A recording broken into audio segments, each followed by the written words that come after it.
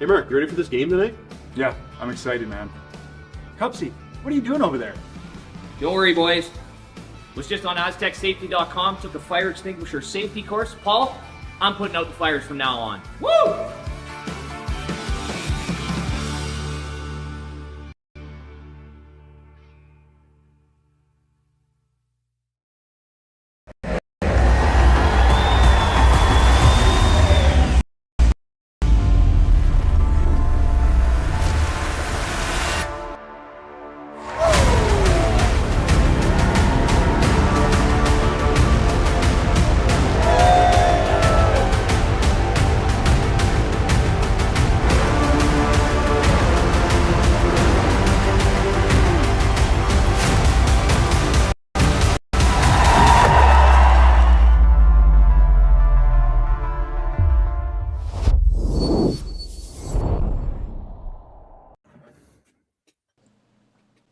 A very pleasant good day, curling fans. We're here at the Martensville Curling Club in Saskatchewan. It's the finals of the Martensville Curling Stadium International. Mike McEwen versus Jordon McDonald. So happy here with the Curling Stadium. Sean Joyce, Matt Cohn, and Haley are on the production.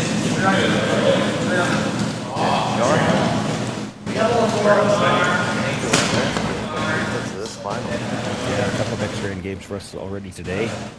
Expecting another good one here in the final.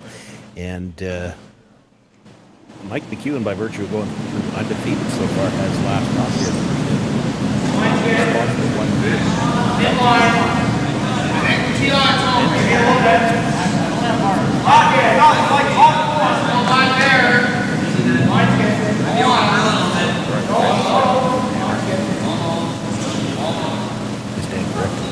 Jordan's one loss was to Mike McEwen. They were in the same pool. So looking for revenge.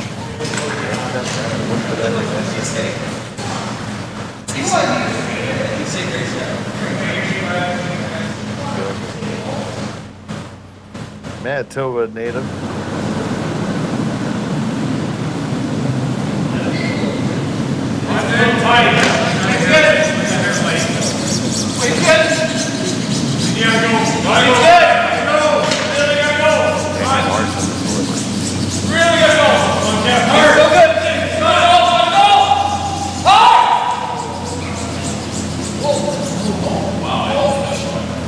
Just squeaked by the guard.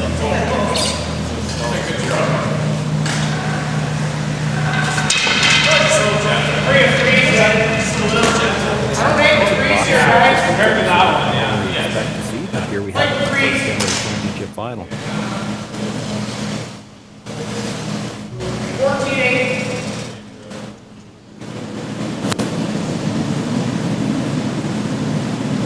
One good. Now late. One good.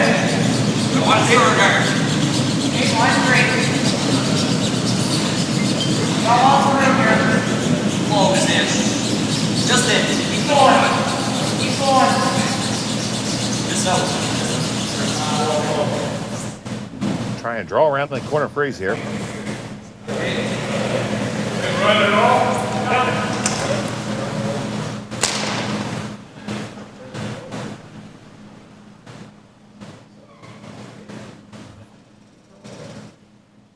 Kevin will be looking for the run back now, and this could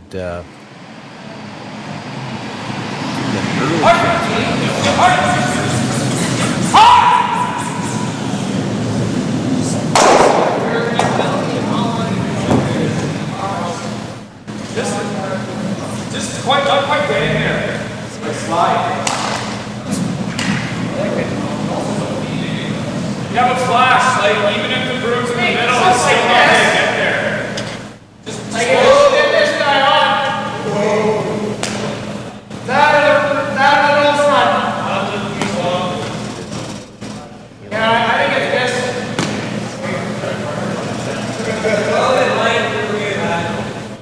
I'm very happy with this setup.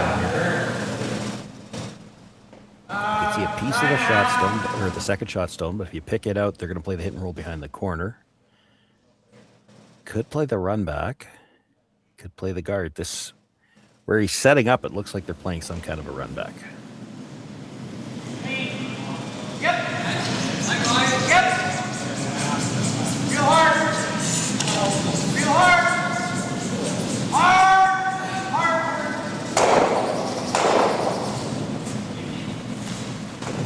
And run it back they do.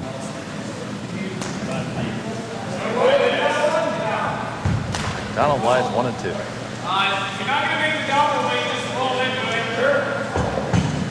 I think he's throwing. I think he's throwing. A smooth peel. Just get a little low. Close.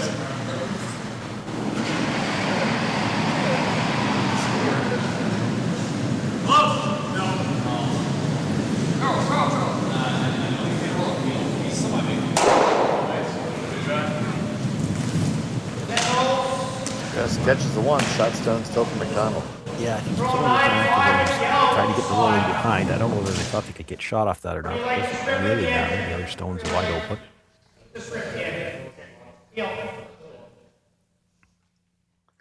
So straight run back here for Gauthier.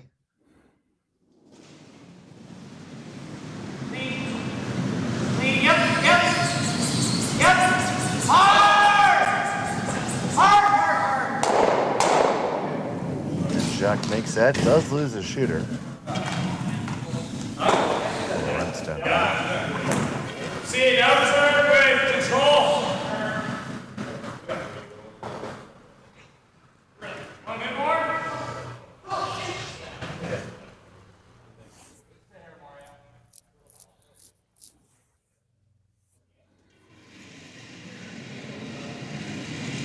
Yep. It's good. Yes. It's good. Whoa.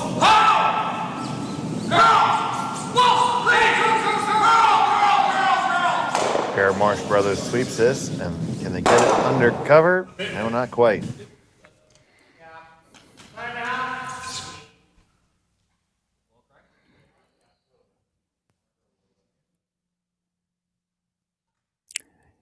Trying to roll back towards the yellow guard. Don't know for sure if he'll actually want to get dead underneath on this one. You get fully behind cover on the yellow. He might be behind the tee line. Off center enough that you might see McEwen also the draw down to it and see if he can still get his deuce here.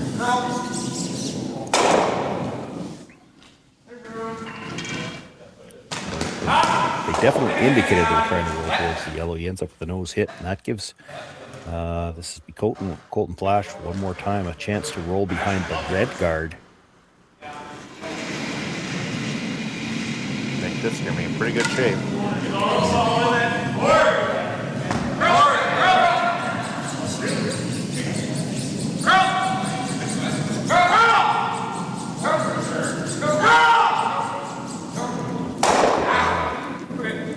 Yep, just dead stuffs it.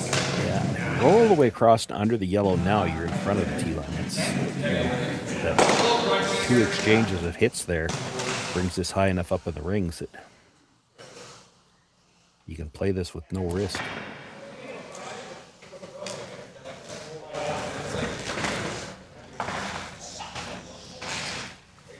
So McDonald's going to give this one a go. Chip it out, try to get underneath some cover here.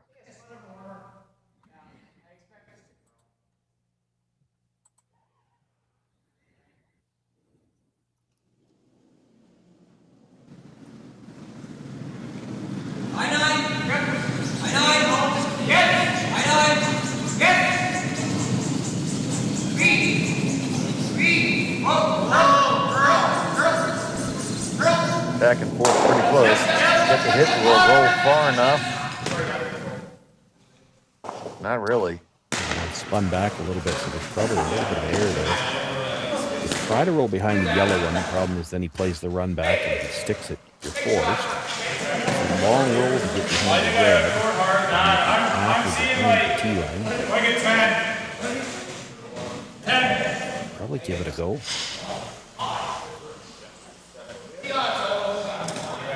So you just like this as a hit and roll open, or do you try to bury? No, I think you're trying to bury. I mean, if you make it perfect and you're behind the tee line, at least you've got him trying to play the freeze on the corner in the first end. He's got to make it good, or you're still going to have a shot for two, and you're always going to have a safe shot to score.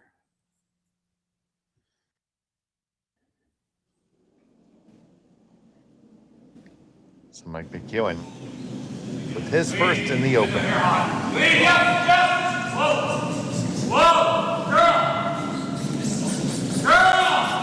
Straight. Cracks it. Will it hang on? No, it's going to spill all the way out. Got to hold rings, or you give Jordan a chance to draw behind and get the force that way.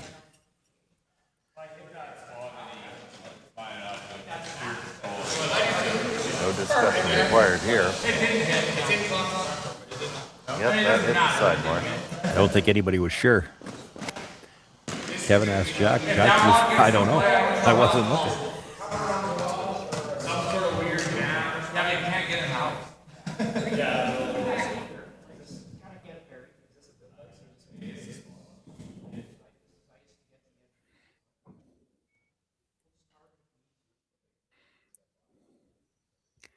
He swept it far enough to get it out and then turned his attention to what they had to play next.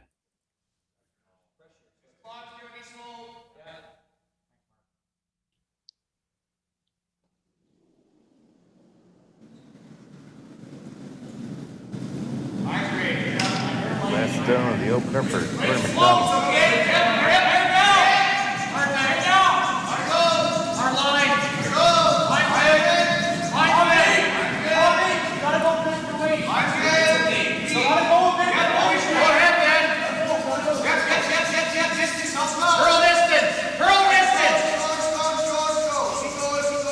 Really nice. Human Nicky with the last couple licks.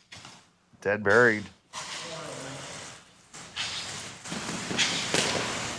So the force is on. Does what you need it to do.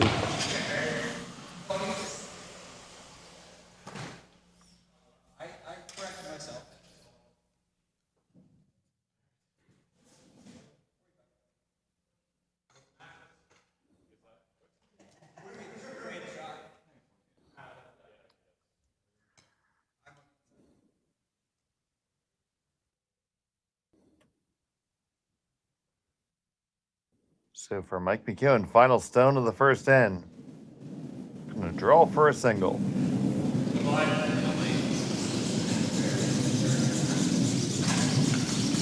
Jumped this early.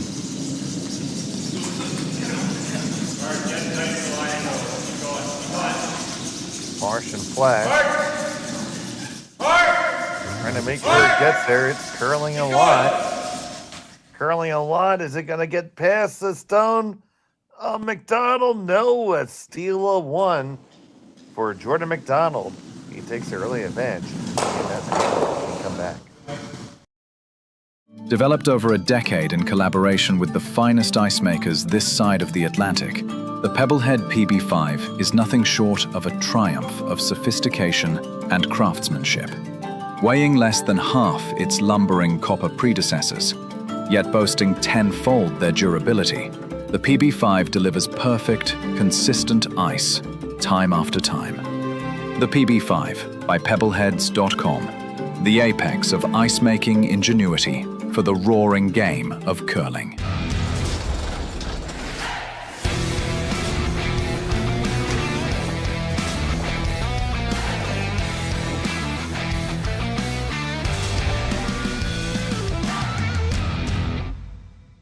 Brett, come on, man. I know Aztec's #1 for online safety training, but we really should be out here practicing. I know, guys. I'll be right there. Just let me finish this course on gas detection. Wait. Do you smell that?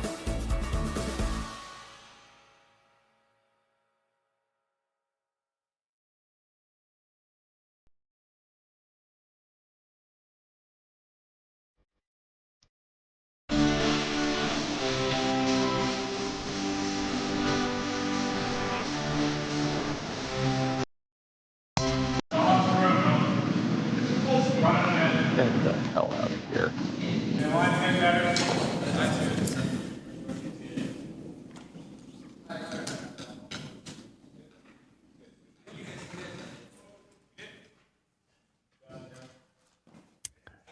Steal one of the first 10.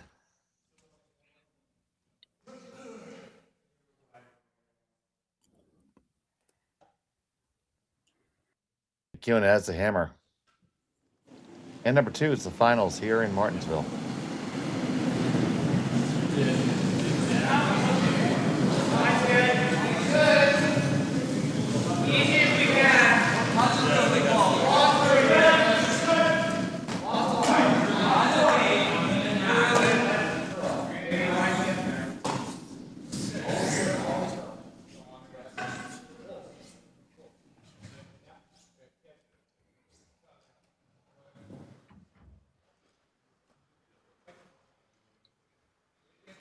Ignored it last in and played for the box. This time he's coming around to play the freeze on the shot stone.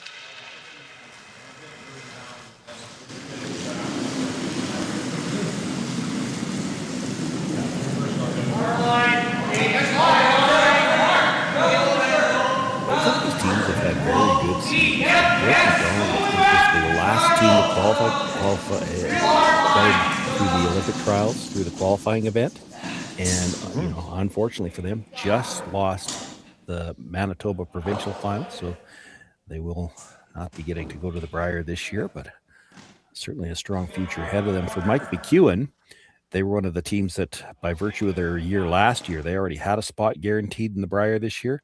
They also had a spot in the Olympic trials, finished second in the round robin, and you know, unfortunately for them, probably a little bit of a heartbreak. They lose the semifinal. Didn't have the chance to play for the finals, play for that Olympic spot. Yeah, and then you had to feel especially sorry for Kevin Marsh in the Hacks now, because after they lose that final, he gets back to Saskatoon, and his first game back in Saskatoon on Tuesday night, he's got to play against me. So then he's on a 2-game losing streak. That Oh man, yeah. It's, and to your point, Jordon McDonald has had one heck of a year.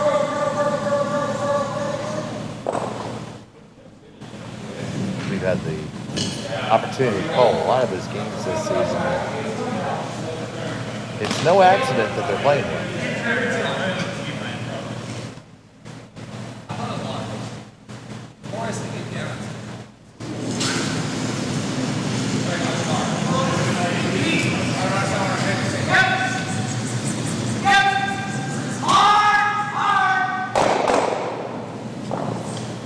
Rocks move here.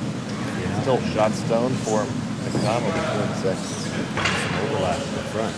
Probably got a view with Cage Rocks now. Just to make sure he's got a stones in the 4 foot later. So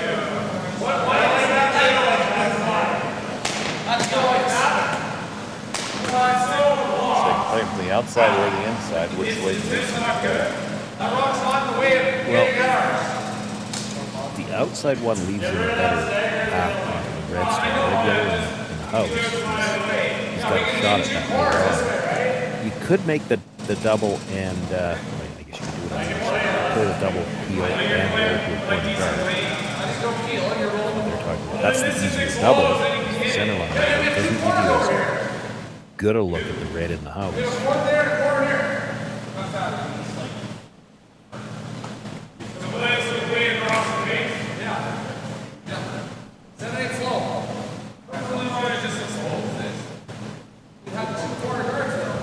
Side of that, the other argument that in favor of hitting the two that are close together, though, is that they're the only ones that are on the center line. You get rid of the two on the center line, like essentially that stone that he's looking at hitting is a corner guard. Corner of the 4 foot, but it's still a corner guard.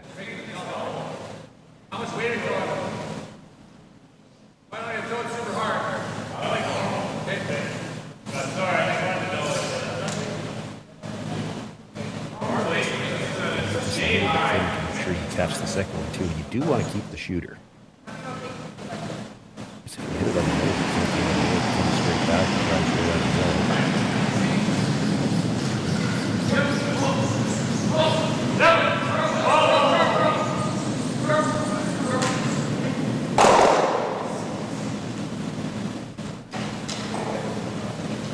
That shuffles the deck some. Yeah, didn't quite lose the corner guard, but pretty close.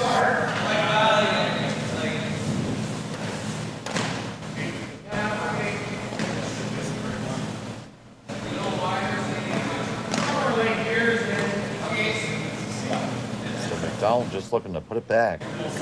Yeah, and you saw him walk out there and take a look at just how high they want this. He's trying to put this in a spot where the double peel's a little awkward as well.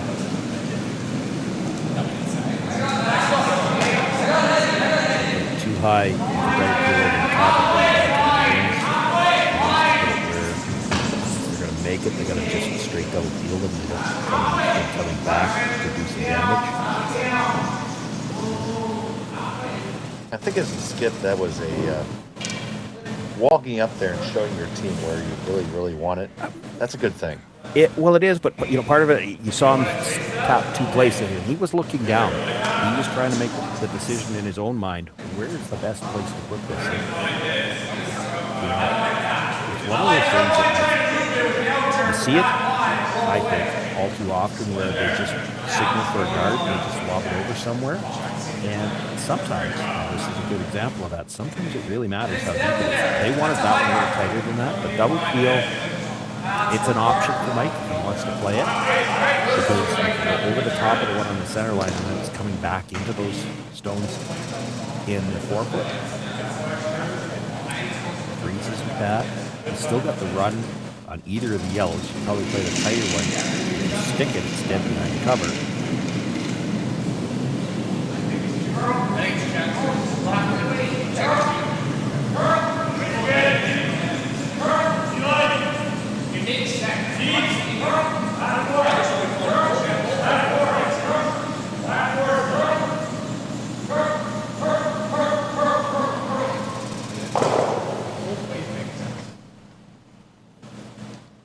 Just enough. Still shot stone for McDonald.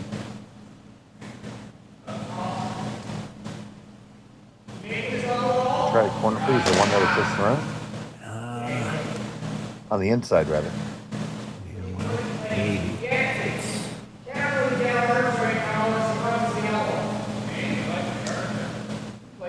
Not much good there for McEwen. That probably didn't quite curl far enough. I don't think if he ever got a chance to hit it, I don't think the red at the top of the floor makes contact with the yellow stone. That's why you have to be a little careful if you're playing any kind of draw or tap here. If the angle's not good now, you don't want to make it better. Oh, the shot for the other guy.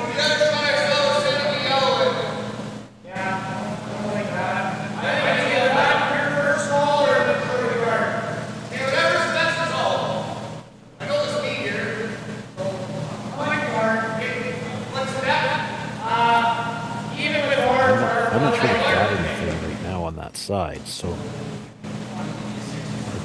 don't think you want to wiggle these at all. Even 12 foot's good.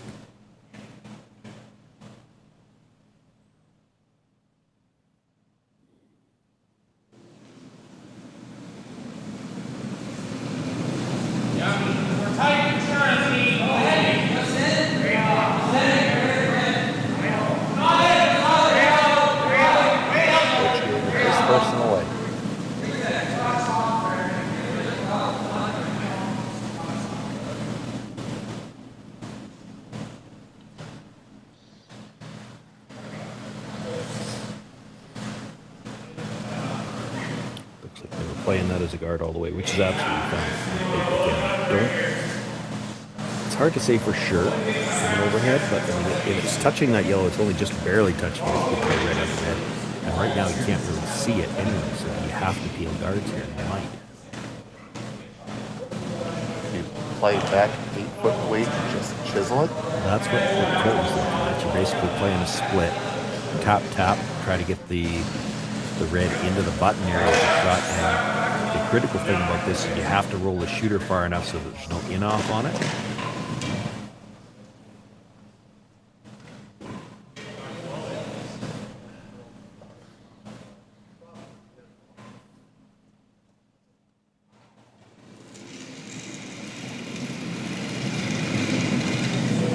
Back line for sure.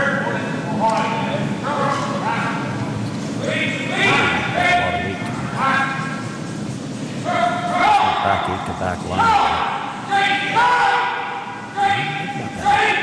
Back and forth with Marsh Brothers. Make contact, just not enough though. Well, and arguably too much weight.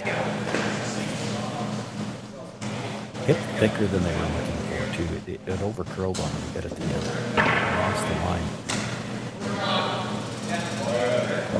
Got a little bit thinner, your shooter rolls further back, and then of course you don't tap the one as far. This is a good spot. I don't know how Mike scores. He plays the run back and tries to double the yellows and have it spin up and out of there.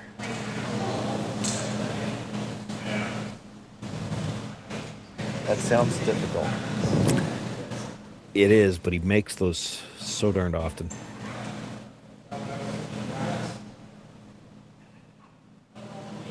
I know you surely want to call that for me, buddy.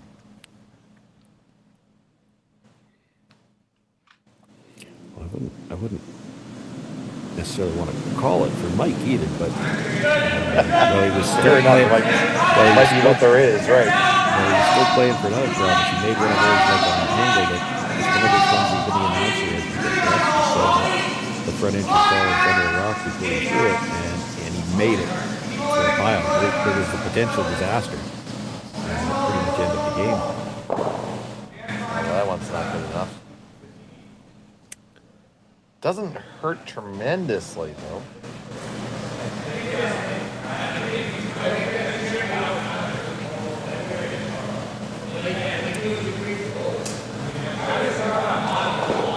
Could kind of play the same chisel. The problem is, Loop around the outside. well, yeah, that's the thing. The loop is always there. Like that chisel might be there with your last one.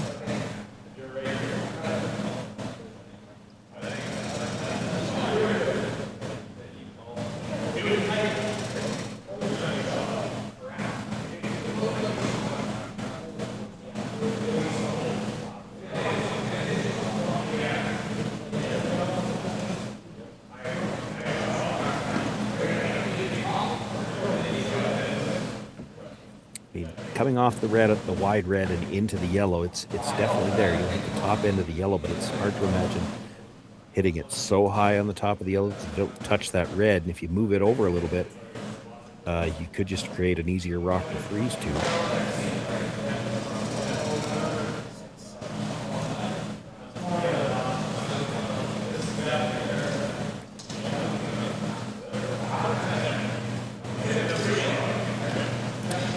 I think the yellow is shot right now, and that might be part of what's playing into this. I do think so.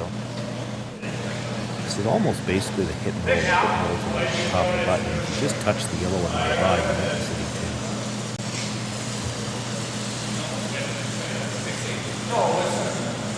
The yellow shot to me. You don't have to touch it very much to be sitting two. I mean, it's possible you could move it out of the 4-foot altogether, and then you might be sitting three with that one at the top of the 8.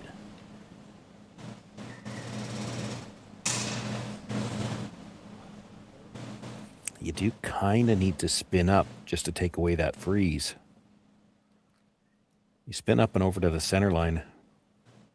Boy, I don't know what Jordan's going to have left.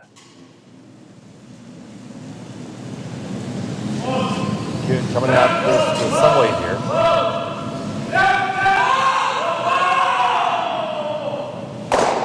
Hit it, roll it over, push it back, and you lie one for sure, maybe two.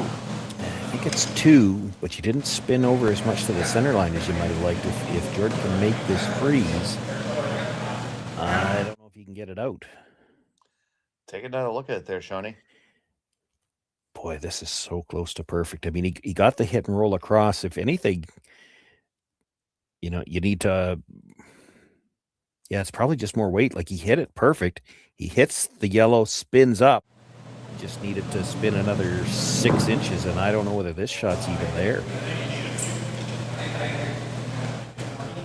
So Jordon McDonald, one option only, draw the pin.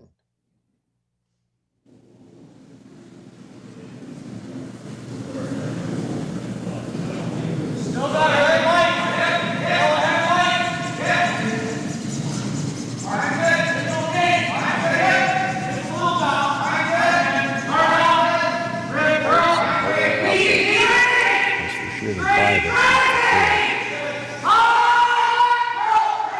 And they weren't sure they were by until it cleared it. Just got by. Will they get far enough? Yes, they will. Great draw by Jordon McDonald.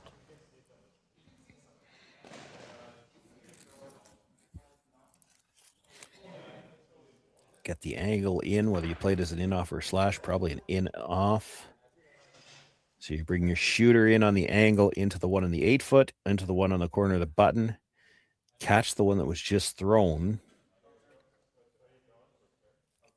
Boy, tough to make this for more than one. I mean, it's possible, but it's really tough. Oh, my goodness. What a shot this would be. You're going to lose the red at the back of the 4-foot if you make the shot. And it's hard to hit this at the right angle to catch both yellows. You could make this shot and still give up one.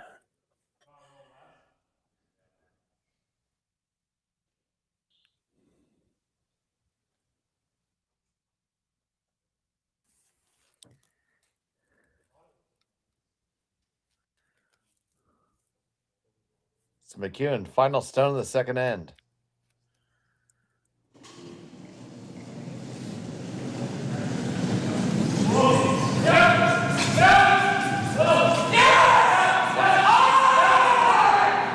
Hold it out there. Off the inside, you drive it in, push it back, and you do get one out of it. A big old Plinko shot for Mike McEwen. He ties it up after 2. We'll be back from Martensville in just a moment. Who knew after 20 years in real estate I'd have to make silly videos for Instagram and come out behind a tree? Stu, we need to do this stuff. Why can't I just door knock into open houses like I did in the old days? That doesn't work anymore. Okay, so it's because I'm sitting here behind a tree. Come use us for real estate.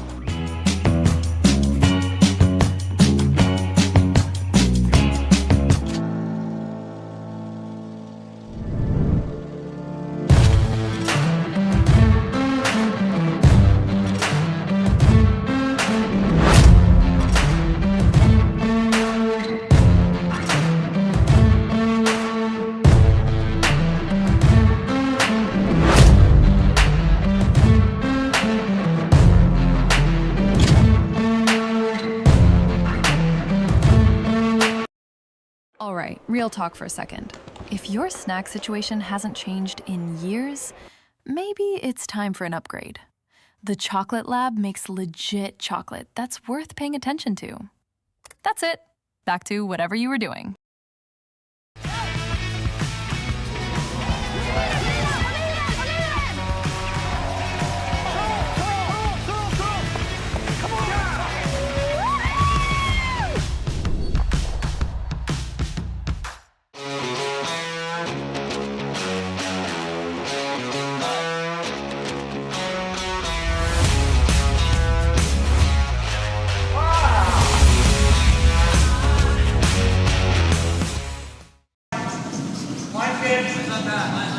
Welcome back to Martensville. All tied up after an absolute pistol by Mike McEwen. See if we can take another look at that.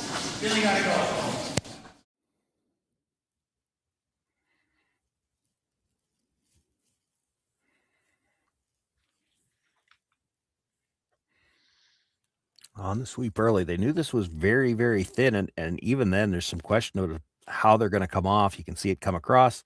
I don't know that it was ever there for more than one, because as it was, he had the angle to hit the yellow, but he would have had it to get both yellows out because they're both just going forward. Honestly, just come out more weight. Let's put it that way. We need to have a tire trail behind it. Yeah.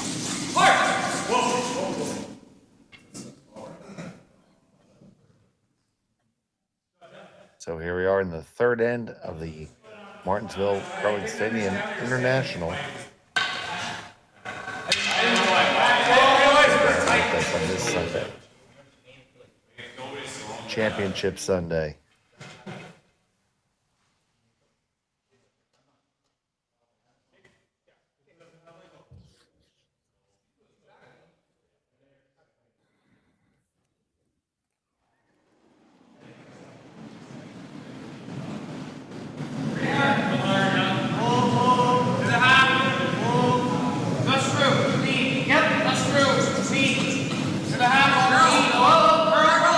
Second rack on the way from goal. Feel hard. Feel hard. Just wicks that guard, and that's a bad miss.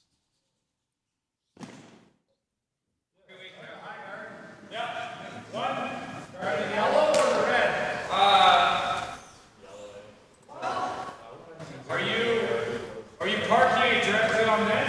I think so. Still might split, but it's okay. We have two center guards lined up then. Might split. Just thinking about guarding the red guard. They can't see enough of the yellow one to drive it back onto shot stone. Make them throw some double peels.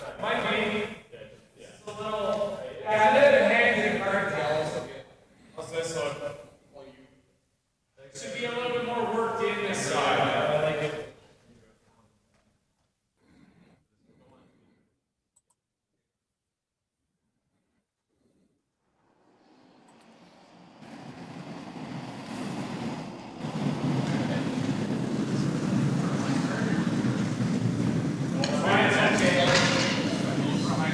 Line's good for high. A little hot.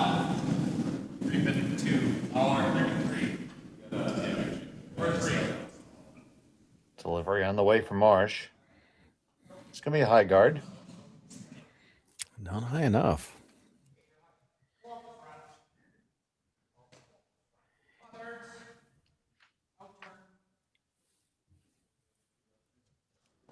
Probably get all three guards here, and if you hit it just right, you get the first red fairly well across the second one, slash it back on the top of the red, and you get all three of them. And you got the double peel. Got the double peel, but he still left two guards up there, and if you overlap it, you still really can't get the three.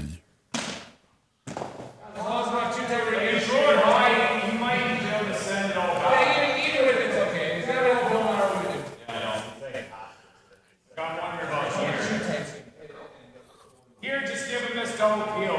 Yeah. That's fine. They got a 3 height.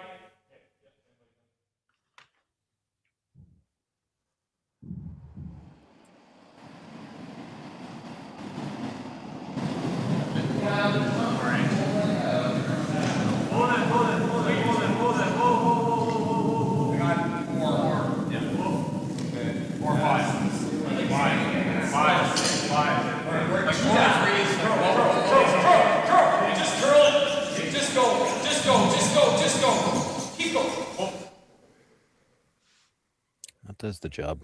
Even if you played the double, now you're never getting that yellow coming straight back. You can get all three guards, but you can't make the yellow come straight back. Probably not killing the red, but I think that's fine. I like the shot. You're always going forward, yeah. I just want to move this to here. Left. Yeah.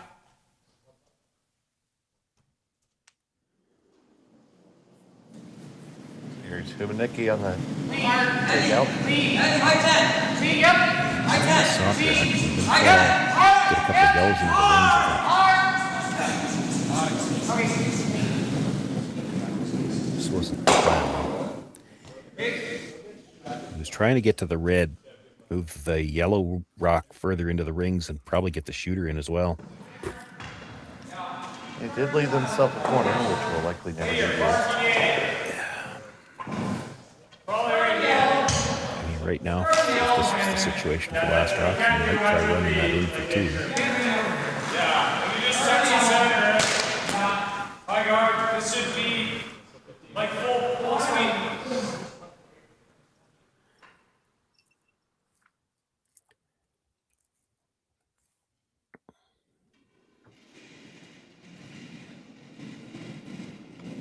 Colton Flash.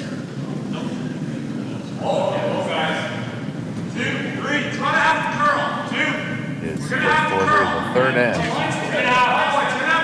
Here in the finals at Martensville Curling Stadium International. Just keep curling it. This to be up a little bit higher, but they've got to make sure they cover the overlap. Just got enough curl out of it. Just by a skosh.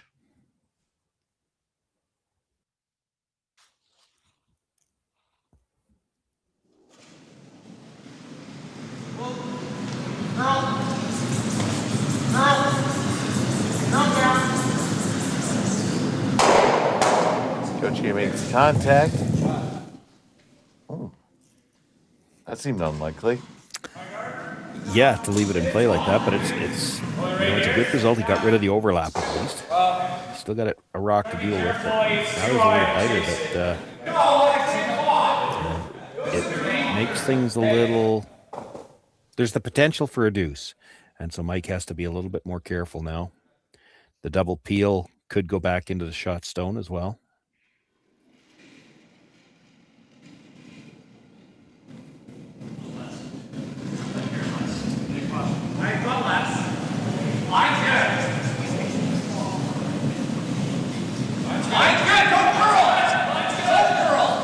Nice wide shot of the Martensville Curling Club. It's the only game remaining, the finals.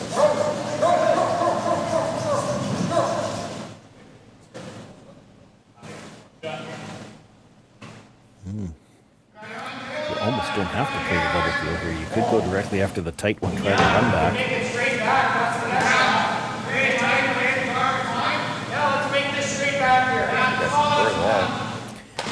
Well, it removes a variable for sure. Now, the problem is you probably can't run it back over the top because it's going towards that yellow. So you got to run it back straight. If you run it back straight, you're leaving a guard open. But at least it's yours. Straight. Run it back, and well, you didn't want to do that. Guard the yellow.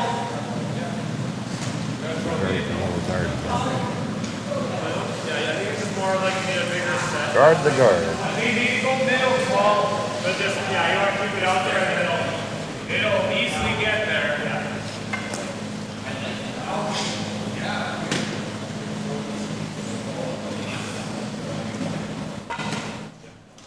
What height do you have to say? Height is that other right one? 1 to 2. Okay.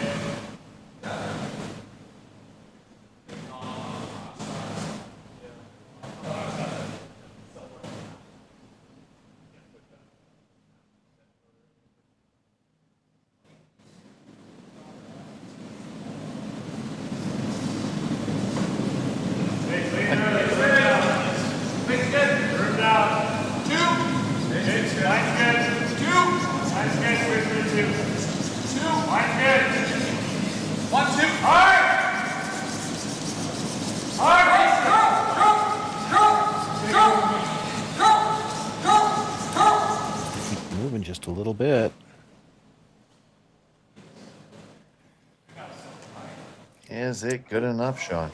Well, I mean, it's not without risk, but it's probably there if you wanted to try it. He's gonna play the double field over the top of the yellow and try to get it that way. That pork's there with quiet weight. It's just shot.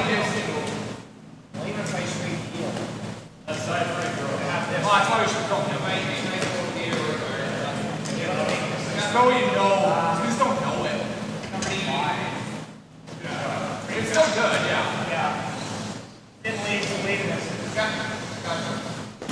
This is red across the top of the yellow that's just out in front, and then try to slash it back into that shot stone at the top of the 4-foot. And if you're really greedy, you try to stick it in the rings, and maybe you have a chance for 2 here.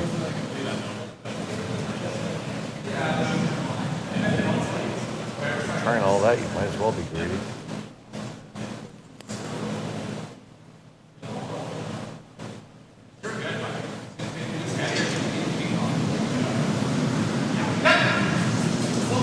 First and 2 on the way from McDonald. Trying to carve it over, make contact, it just goes over the top. Probably whacked that. Attack from McEwen. Hit the open one, you got the force.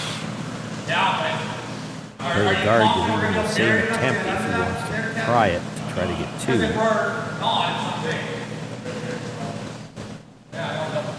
But to come around from the intern. That's I want to steal a shot. We're shooting better on these actually.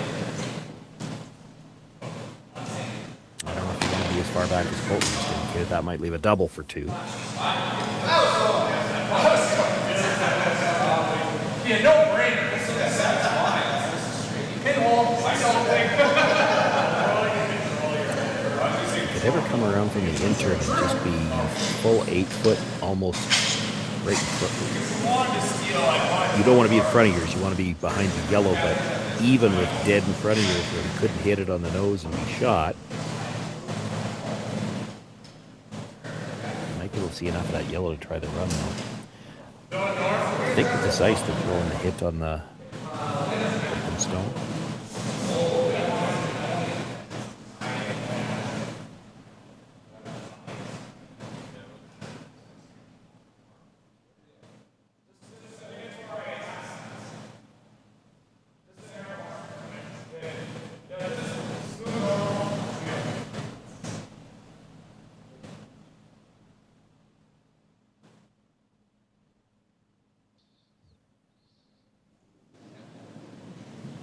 That's the 3rd for McEwen.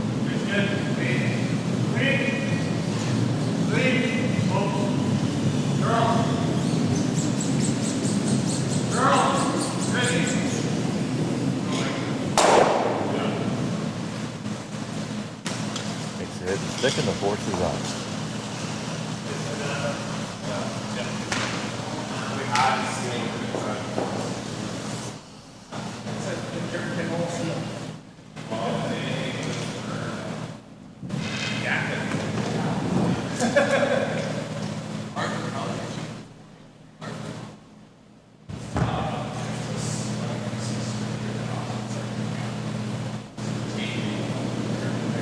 Jordon McDonald, bottom stone.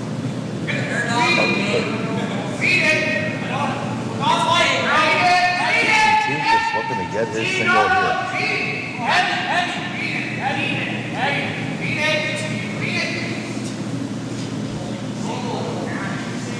Looks pretty good, is pretty good.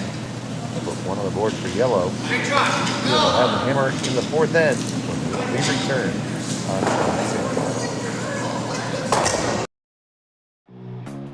Who knew after 20 years in real estate I'd have to make silly videos for Instagram and come out behind a tree? Stu, we need to do this stuff. Why can't I just door knock into open houses like I did in the old days? That doesn't work anymore. Okay, so it's because I'm sitting here behind a tree. Come use us for real estate.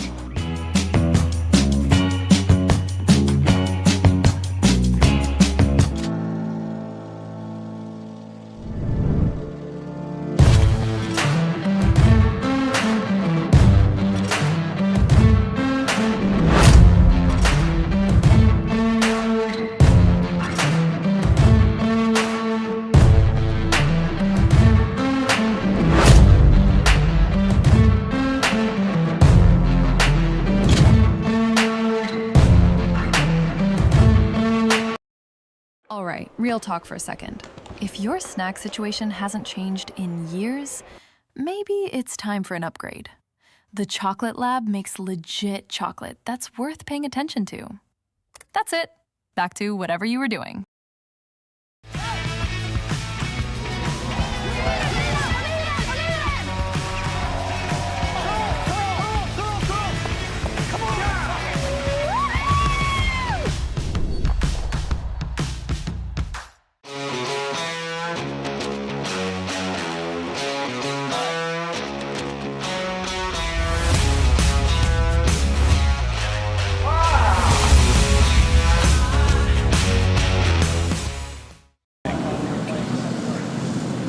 Welcome back to Martensville.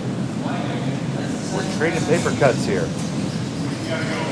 Now it's McEwen's turn. He has the right here. Number 1 and number 4. Now joined by Sean Joyce. Matt Hone on the production. Camera operator is Taylor. Thank you so much for joining us all weekend long. Glad to have you.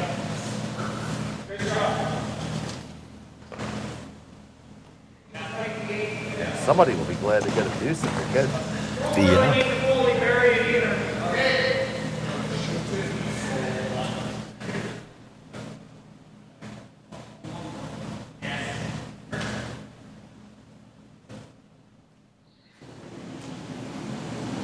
It's not really for lack of opportunities.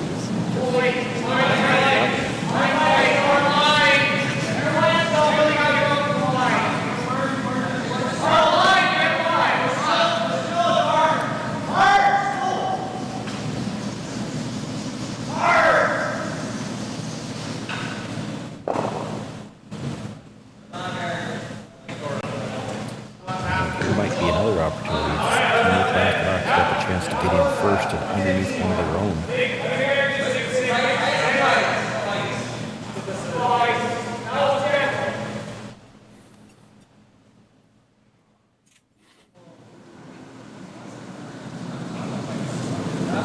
Daniel Marsh.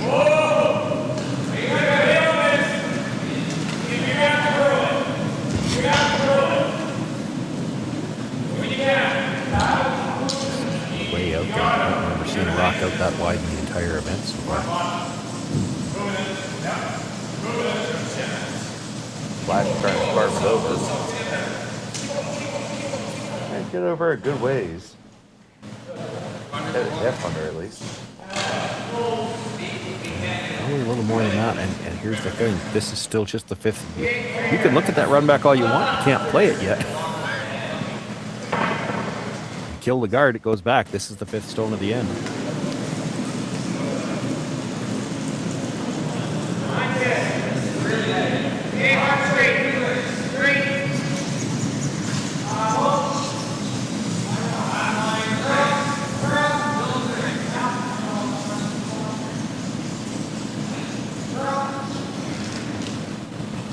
All over the guard as well.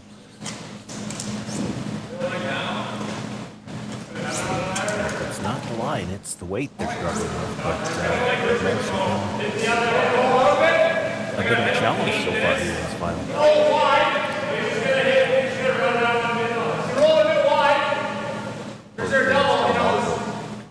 Back-to-back games. A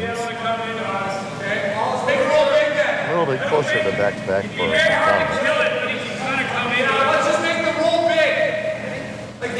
One game out there now, and because of the sheet assignment, this sheet hasn't been used all day. A straight break before the game, so it should be fresh. Like first thing in the morning. He's running back that though. The next double run is happening. They're not always that fresh.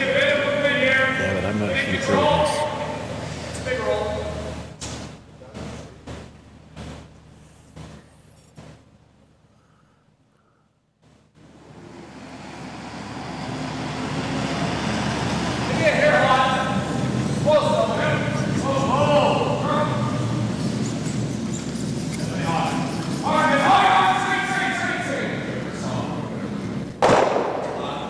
On the outside, that is me.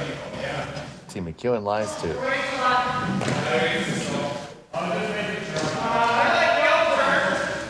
big hit and roll available for McDonald here. Yeah, hard to ignore second red one in the rings when you don't have last rock. But this is a long roll to get in behind cover.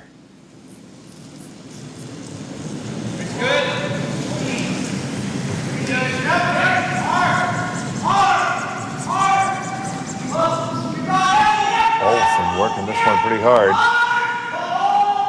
They grab it, they hit it. Will it spill far enough? That's pretty darn good. I don't need that.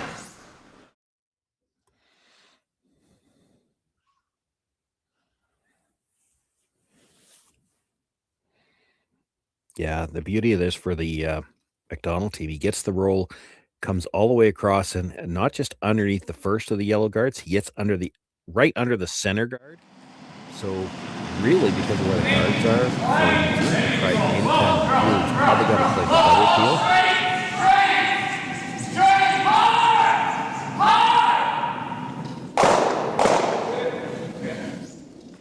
A little surprised to see him play it quite that quiet.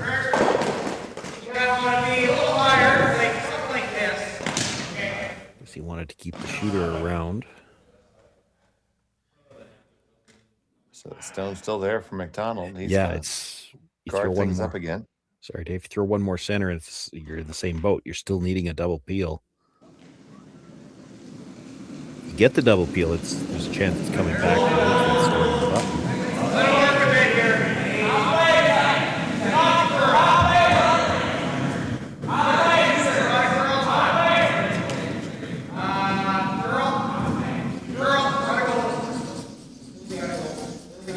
This is hanging out there, and it's a little long. They're worried that this is going to line something up.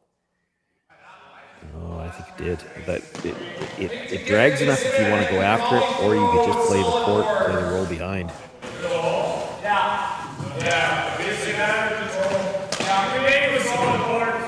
That's the biggest argument for playing the drag shot is that you play before your opponent can. Your opponent might not get a chance to. I mean, if you get the hit and roll behind, you're going to roll behind the two reds, and it's not dragging that much.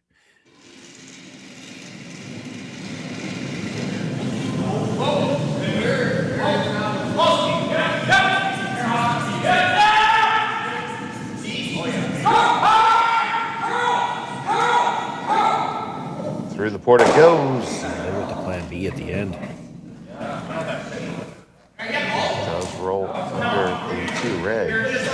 Sorry, yellow red. You don't even need to drag. You just need to hit them in the lineup. Looks like they're already in.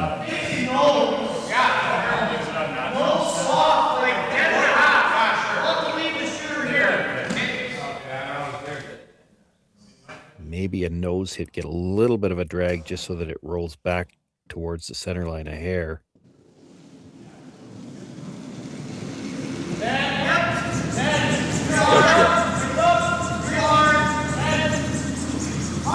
Push these guys back.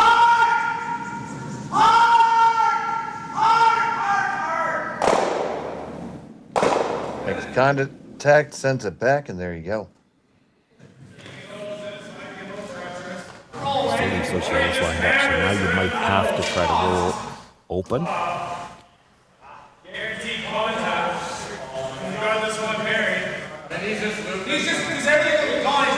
Thinking about the run as well, which could work. It looks like the yellow, the run back stone would go underneath and it's sitting there. Might be looking at a draw too, thinking he's got two ways to get at that yellow right now, and they can't take both of them away. You got the run back, or you can get to it directly on the open path right now.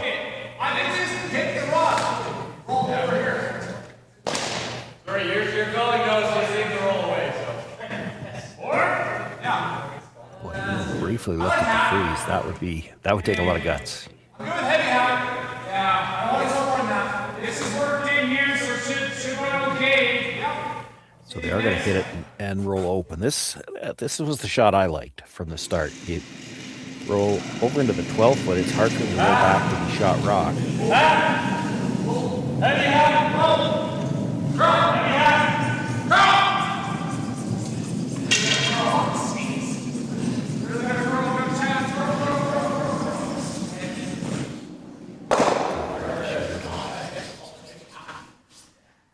That's been a Shooter struggle will- today too.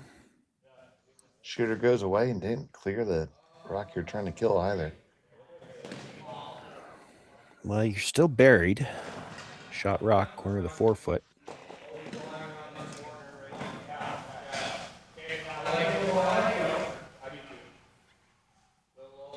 The run's a little scary. There's a possibility here. Yeah, I'm pretty sure I hate this.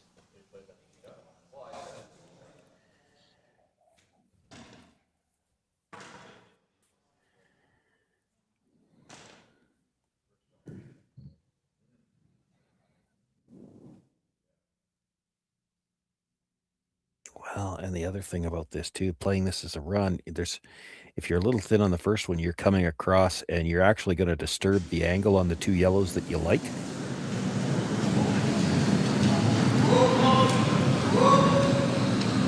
Jordon McDonald on the run back. He makes it and they clear it. Good jam, but still able to get both of them out.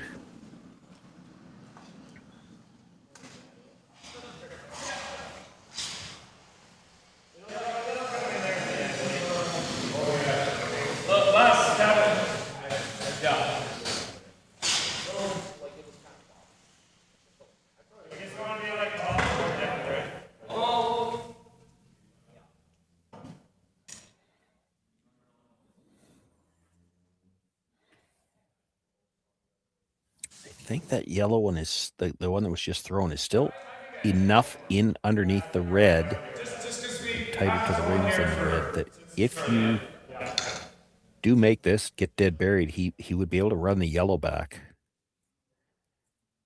And we've already seen him make that shot once in the game. Even though it's on a slight angle, you run the yellow back, stuff it, you'd have the force again.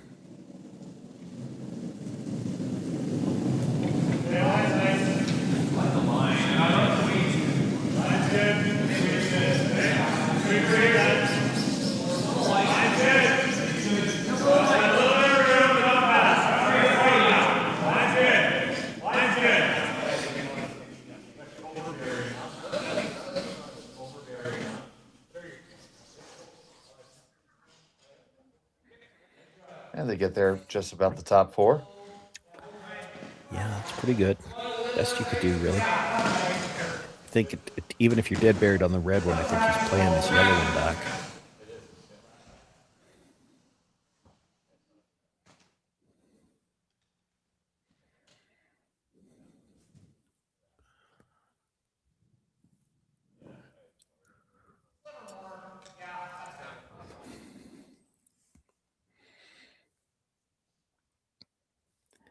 It's not quite dead straight back, so it's, it's a little tricky to stick it in behind cover.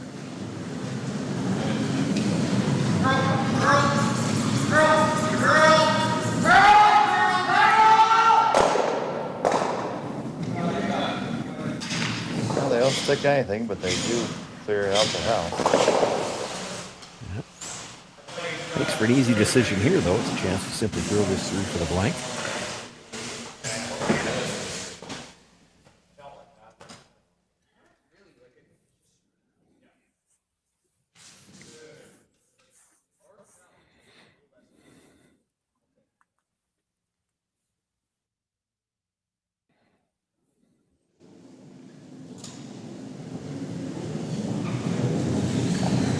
So the fourth just shipping this one through. Blank goes in the books. Halfway through this final, 2-1 in favor of McDonald. McEwen has a hammer in the fifth when we come back to Martensville.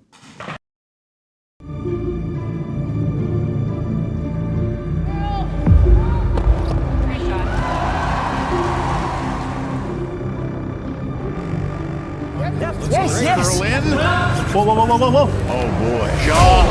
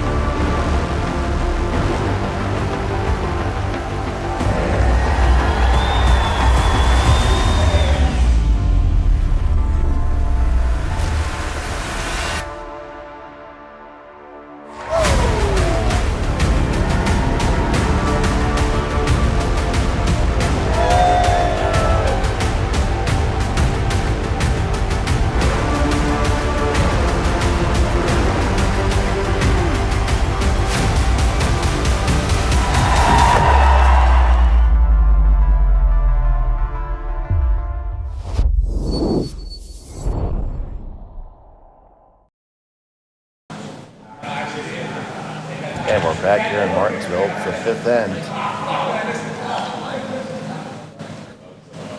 of the finals of the Curling Stadium Martensville International.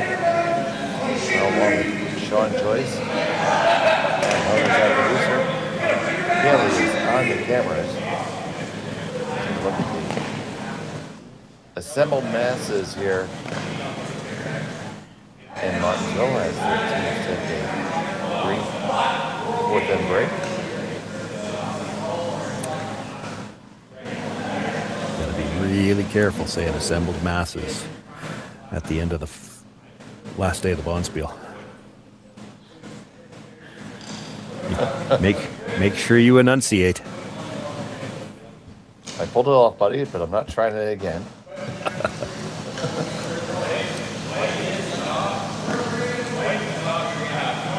And the players are making their way back out onto the ice. It's Mike McEwen with the hammer here in end number 5. Leading off and playing center field will be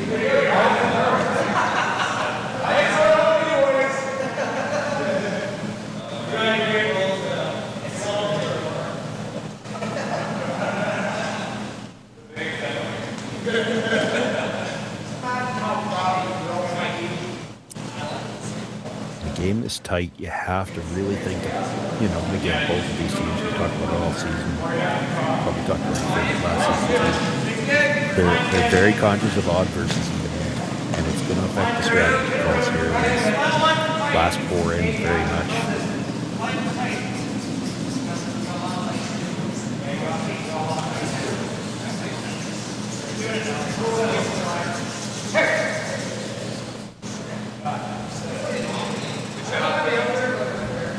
McEwen's team has been running more aggressive than we've seen. He does like to throw the corner guards. Still looking at throwing it. He also seems to like to throw them a little closer to the center line. He wants to protect a piece of the forefoot. I guess in so doing, I haven't had a chance to talk to Mike about this, whether it's part of their game plan or not. He keeps these rocks a little closer to the center line, then they're available perhaps to be run in if you get something buried on the center guard. Still not so bad that you can't maybe draw around to the forefoot. Yeah. He's got the option to get around that stone from either side. Really. He could go wide around it and still bury at the edge of the floor. Saw them do that last end, actually.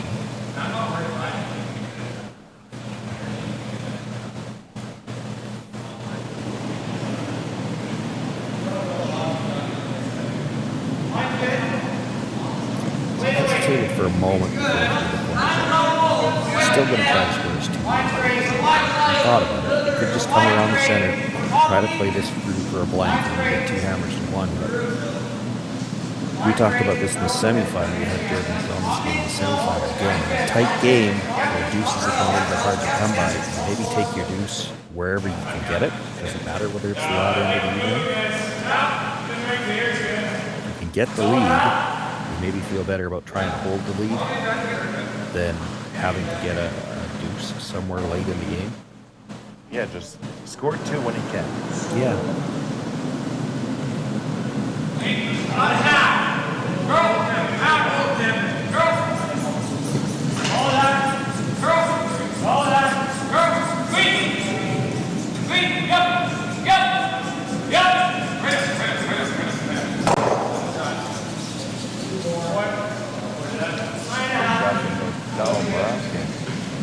Hang on to the side of the 12.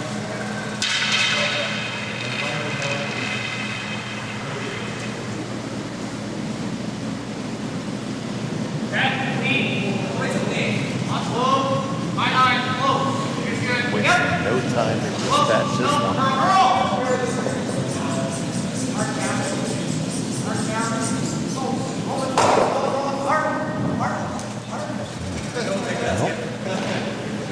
Now you playing the roll. Yeah, that's what I was wondering. He all the way around behind the red. Long roll. Doesn't want to stay behind the red. Down pretty straight. Big board. Big old roll. Seen too many runbacks already this game to want to roll behind the other guy's guard. You want to get all the way over across behind your own. So here's Marsh.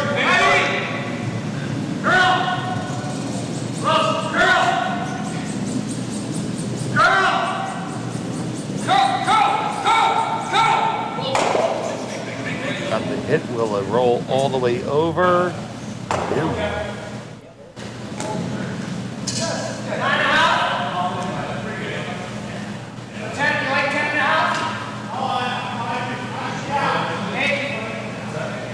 It is smack dab in the middle.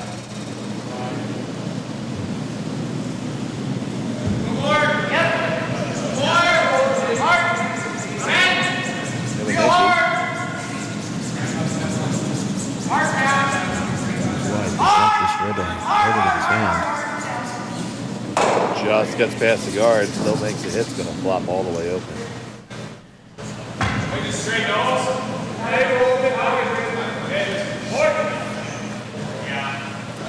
Can't really play for the roll behind now. If you do, you'll be well behind the T line. So they're looking to nose hit it. They'll probably try to nose hit this one, hope that McDonald nose hit again, and then you'll be up. Might be able to make it across after that. Still in front of the T line.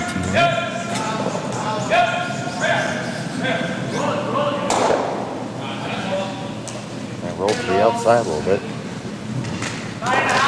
That's all right, because now, you know, if McDonald was to roll back behind cover, he'd be behind the T line. I don't think he's going to try to do that yet either.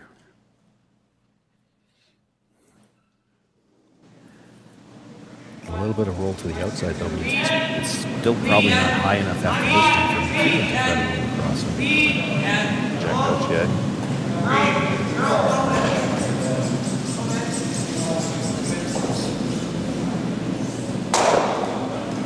Hit and stick right there. McEwen probably needs another nose hit. And then McDonald might try it. I think it's high enough that he can roll behind the yellow after that and still be in front of the T line.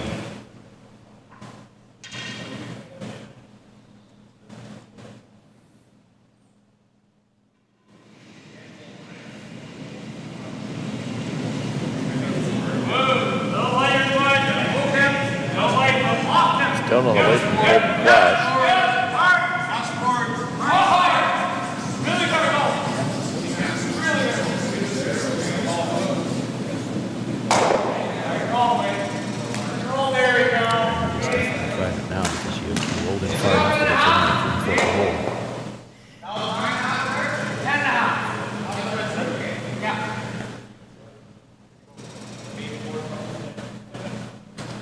Hit and roll is never the easiest shot.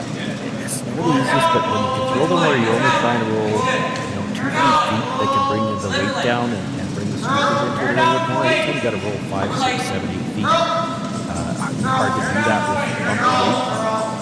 The sweepers can't have much of an effect. Not going to have any there. That's the opportunity. And now it's up high enough. Mike could try to roll all the way behind the red again. He's looking at rolling to the... He's looking at both. I'd be surprised if they call it.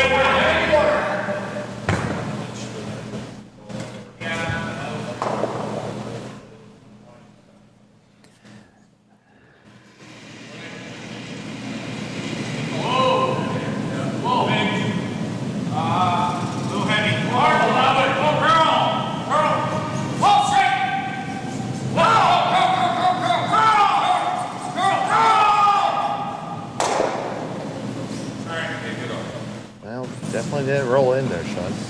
No, that was one of the options they discussed, though, and it's not horrible because now you're at least in line for a potential blank. And if Jordan ever rolls out here, you could always try to come around something and get your dues.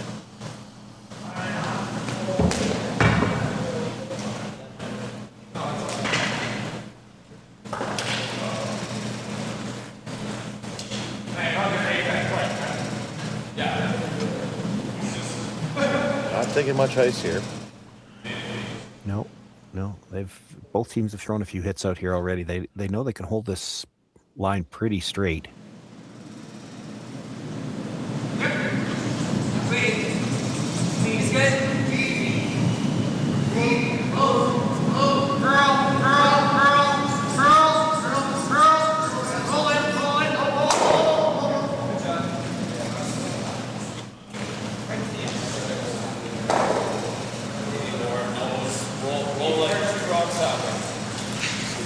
Stone remains the 8 foot. McEwen's going to address it. Yeah, and with that ice, I think he's still trying to roll to the outside. Intent to play this through for the blank. Tough to, again, with where that is, by the time he rolls behind cover, he's behind the tee line, and you make it perfect. You force Jordon McDonald to play the freeze, and if he makes it, you're stuck with a single or a chance for one.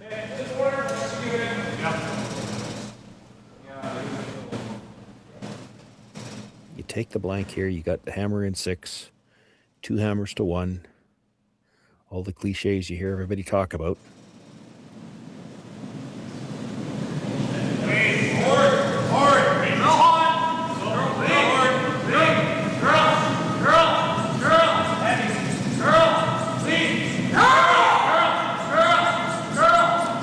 Stay though. Good stay. Just does.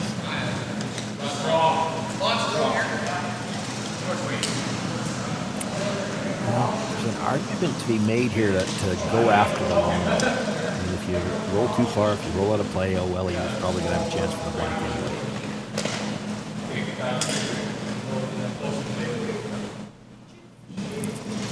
Coach Jay looking at both rolls.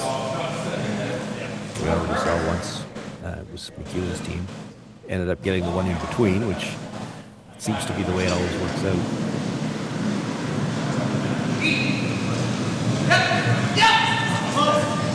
Only halfway so he can get the long flat roll. Coming contact. It's rolling. It did not roll far enough. Ninth attempt will be on the way. I appreciate your confidence in me, but I don't think I was getting too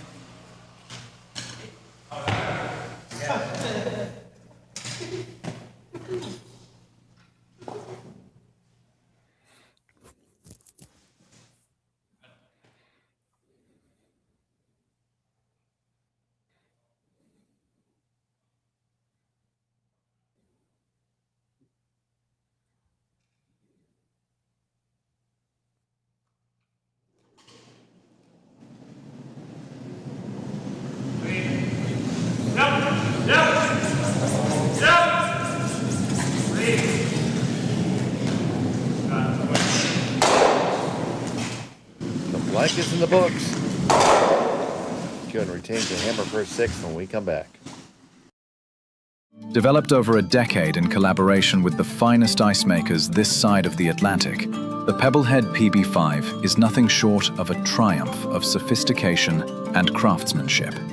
Weighing less than half its lumbering copper predecessors, yet boasting tenfold their durability, the PB5 delivers perfect, consistent ice time after time. The PB5 by Pebbleheads.com, the apex of ice-making ingenuity for the roaring game of curling.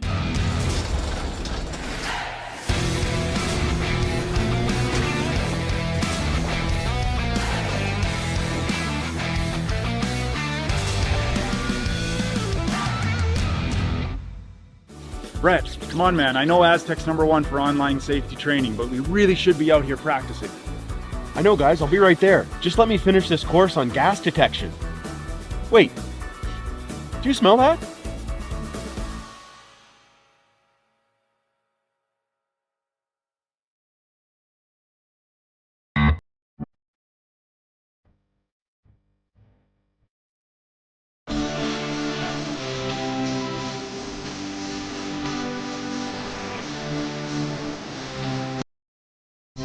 Never. Welcome back to Martensville. It's the finals here at the International, brought to you by Curling Stadium. Jordon McDonald pulling the lead over McEwen. Having the hammer here, throwing red in the all-sport 6th end. And there's been a lot of back and forth, plenty of missed shots too by both teams, Sean. Yeah, mostly the draws. They're not having too many troubles with the hits, although they haven't always got the roll they want. The runbacks seem to be almost automatic.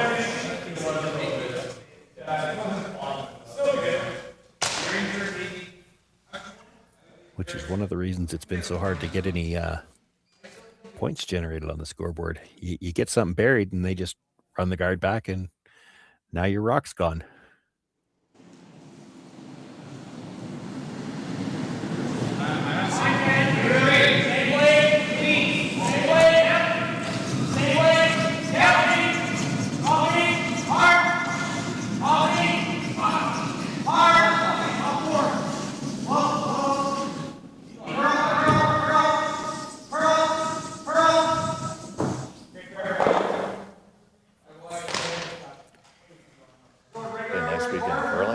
Especially appreciate the opportunity to watch Brad Gushu come out and play.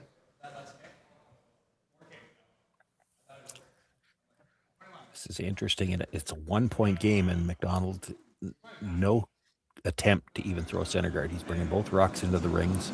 McEwen through 2 quarters. This is the kind of game plan you see when you see teams over half the score. Half the score.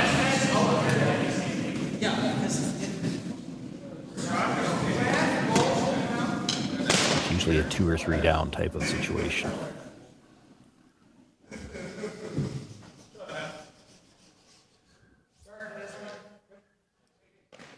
You throw the guard now to force him to deal with 3 rocks in the middle at some point in time. But yeah, you don't, it's just the way this game has been played. Like, both teams feeling it's that close. You normally wouldn't see a game, you wouldn't see an end like this set up like this. Other than a 2 or 3 point lead. This is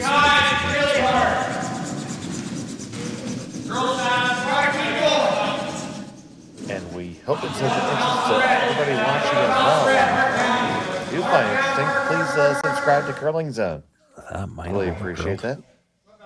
It did overcurl by multiple pushes. I think he can get to enough of that yellow, certainly to make the hit and roll, which is his first shot.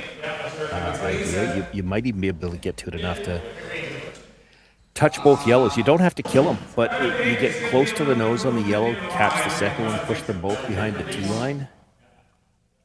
Now, there's a couple of good options here. If he like gets into the track of it, and it's like this girl really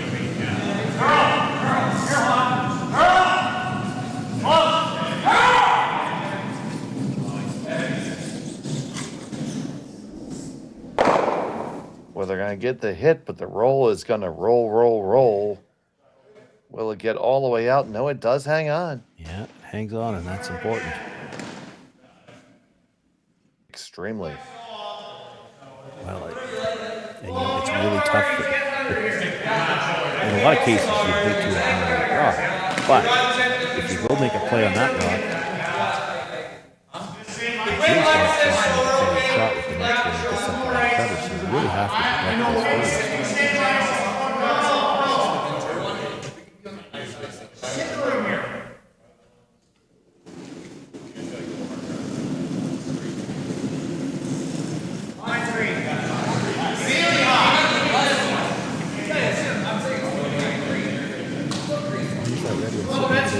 But it's got the potential to end up on the scoreboard as the second point here this inning. This might overgirl again.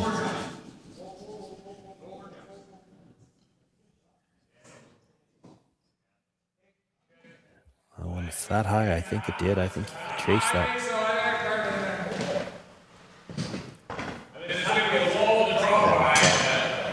15 feet of distance there.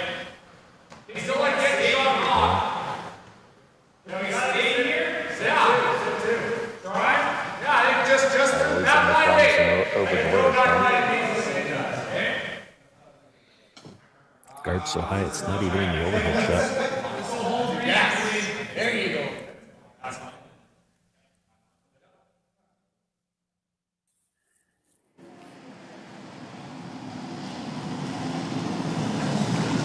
No light. Pretty close. Hard. Yep. Hard. Golden flash is ready. As soon as they're sure they're by, they'll switch. They're not going to get by. No, they did not. They might get another one in the rings, though. Oh, that'd be a heck of a bonus and really sneaky. Oh, there it is. That is on all day.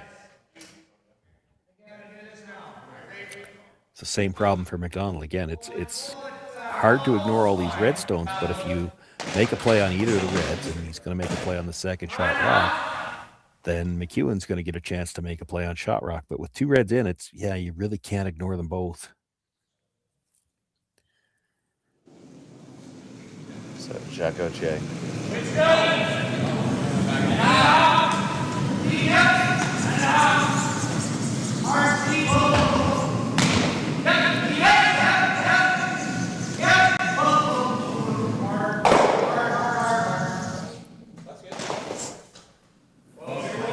Rolled in, they lie 1-2.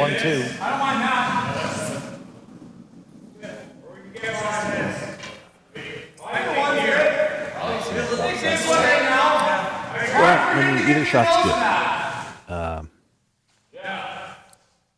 You roll deep to the other yellow stone around the corner. You're going to try to get. You're trying to convince Jordon McDonald to chase to the corner. If you're playing the whole end chase to the corner, you're pretty comfortable.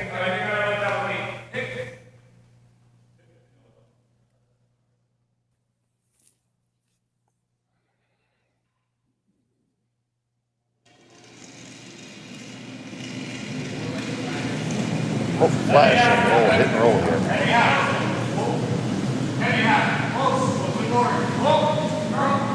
A pair of Marshes on the sweep.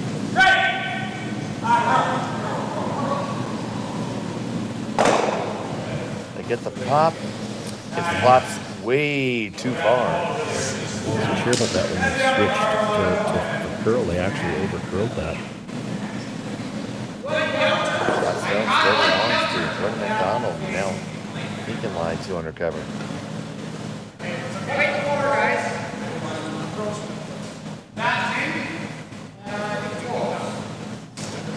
Game of inches, Sean. Game of inches.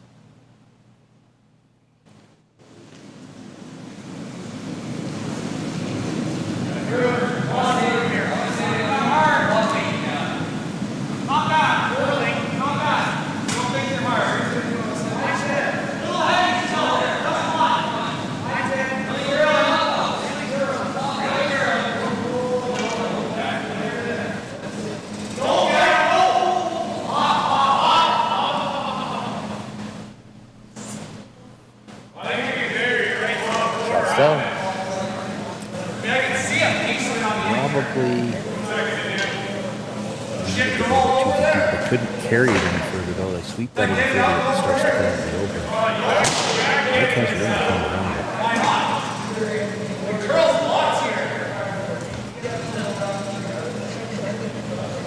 I can see just a centimeter of it. You're trying to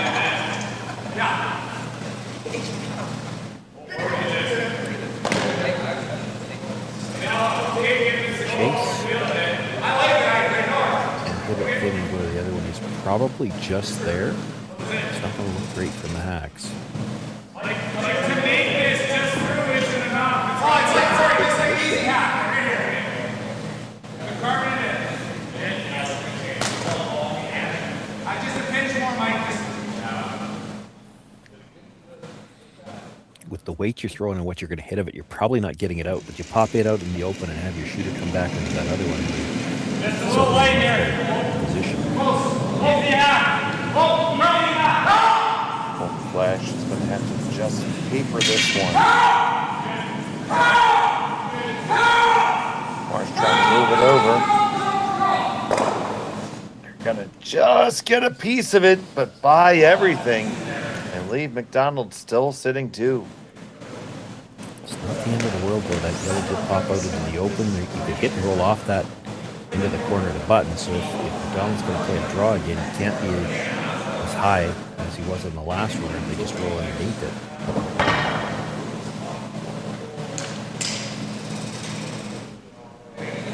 6 to play here in the finals. McEwen trailing by 1. The hammer.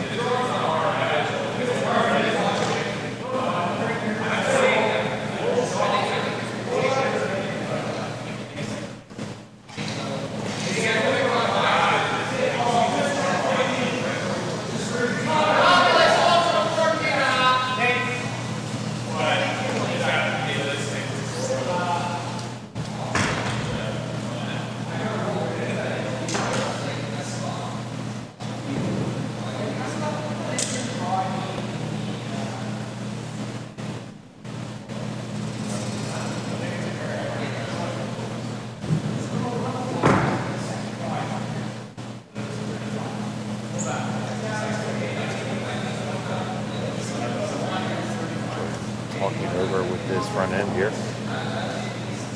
Yeah, positioning on this stone is key. The last one was a little too high. If you're that high again, Mike will have the hit and roll in off the other yellow to get shot rock in front of the tee line behind a wall of ground. If you happen to slide too deep, you saw it on the last one, you couldn't really bring it any deeper, or it would have come out in open. And hit and roll from the corner, that's not the back 8 foot would still give McEwen shot rock. Plenty of room coming by. And up. That's higher still. Definitely has room to get the roll underneath. He actually could still draw to the corner and shot rock. You could see him talking about that before the last one was thrown.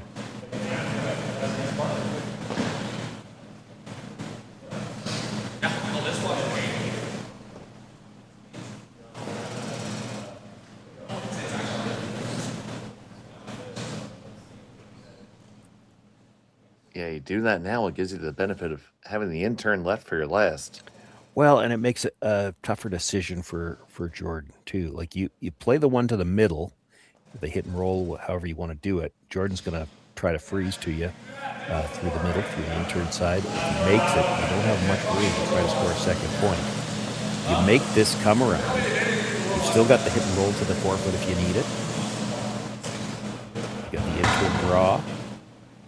And hard to say what Jordan does to try to cut it down. Like he's trying to get this front 8 foot buried. He might try another run back, but there's a lot of yellows that something could jam on.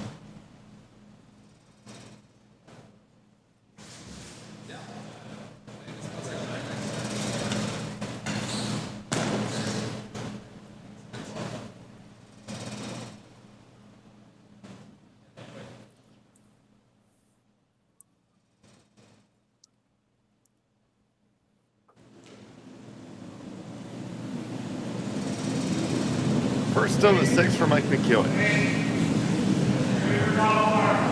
that turn draw.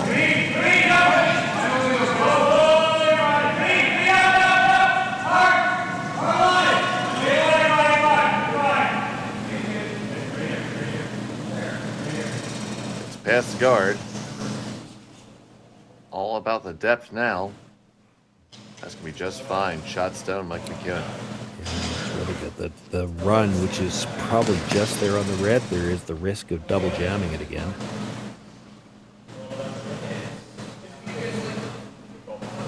Just try out, draw it. Well, you could, but then where? You could actually play the hit and roll off the yellow. You could try to corner freeze to it. If you just straight draw around the middle, there'll probably be a double off the yellow on the side.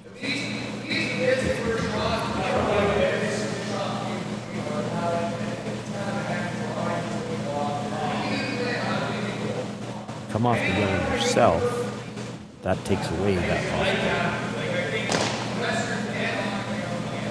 You have to wonder if you play the angle run in on the red.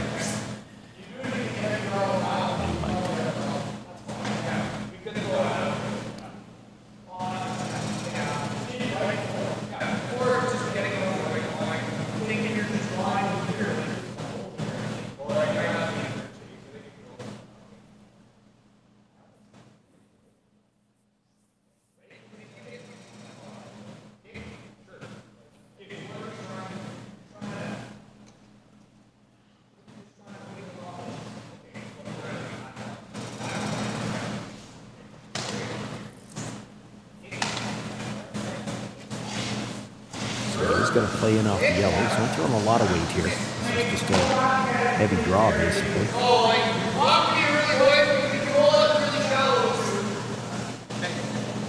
See Gauthier say where they want it to end up.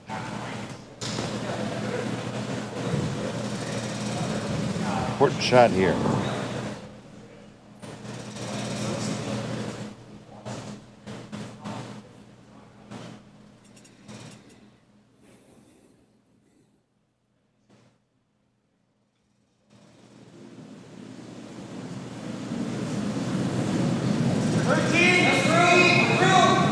McDonald.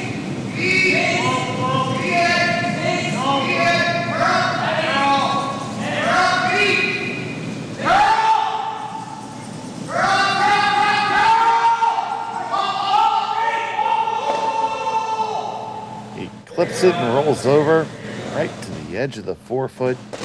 Fantastic execution.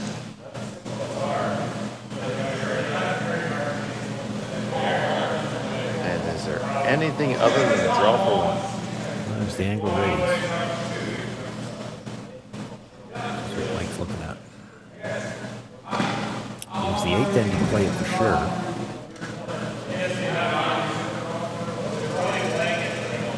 I think in the 6th, trailing by 1, he had to score here. If that had rolled a little bit farther, I'd be more in favor of this because there's a pretty good chance you're making contact with it. I mean, Mike throws these so well anyway, but right now that yellow in the top 12-foot kind of looks like it's close to being in the way. I mean, it's not, but it takes away some of your leeway. Maybe it doesn't. Maybe anything that would have touched that yellow isn't touching the rock anyway. I think there is enough right past the top one. It's just, that's a lot of distance. Well, there's plenty of room by the top, but the piece isn't bad either. Like it's close to half a rock. You make contact with the one on the 4-foot at all, you're getting 1. If you stick it, you're getting 2. He doesn't have to whip it, so you can bring your sweepers into it. He's so good at these. I knew he'd look at it. The 8th end you play it for sure. He's going to try it here in the 6th.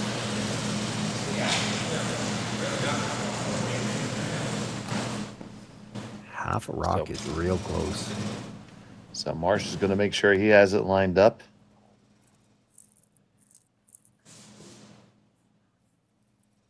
Here we go. Might be a sliver on the thin side of a half.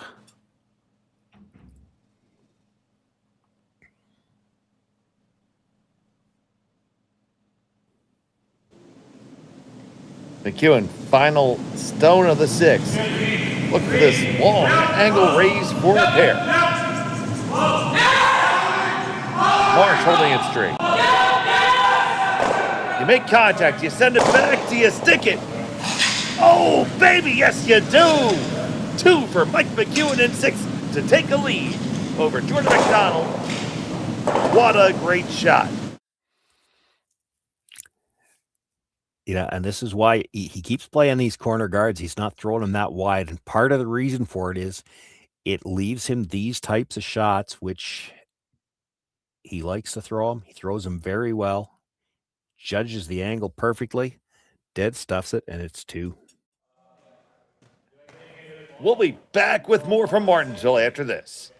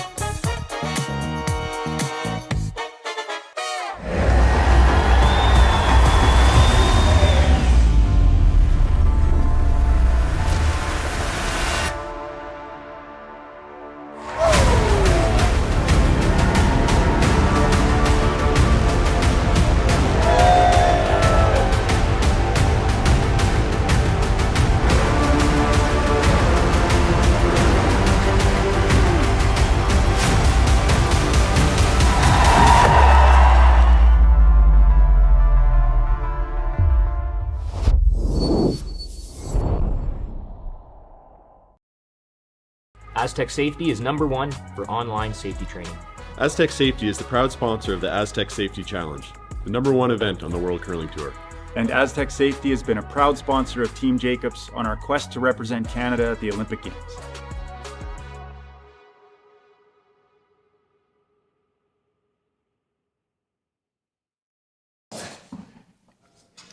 Welcome back to Martensville. That was a fantastic 2-ender by Mike McEwen on that long angle raise. Yeah, he you know, again, when he plays those corner guards tight out of the rings, he's thinking about those types of shots before the end ever starts to develop. Played the come around on his first, trying to keep the play away from the middle, knowing that he'd have that perhaps if a come around was made. And a little bit risky to play it in the sixth, but he plays them so well, he expects to make contact, and if he sticks it, which he did, he's got his deuce. He's got the lead for the first time in this game. And now he's just trying not to let Jordon McDonald have the blank here in number 7. It'll be interesting to see how hard McDonald is willing to push to try to get 2 here in 7. Is he willing to push all his chips into the 8th end? Judging on the way he's played so far this weekend, I think he's going to go for it in the 8th. Well, he didn't throw any corner guards here, so he's definitely trying to keep the blank alive. Mike, not really interested in having the blank, has thrown 2 centers.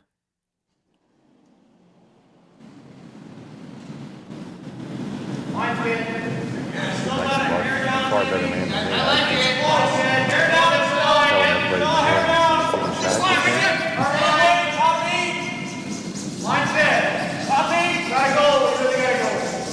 Really gotta go.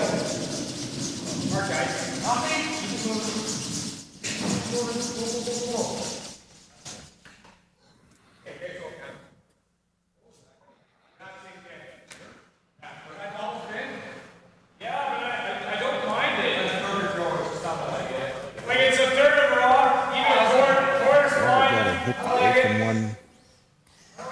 Just a sliver of a roll into the guard, just to leave an angle onto the yellow that's in the 8-foot.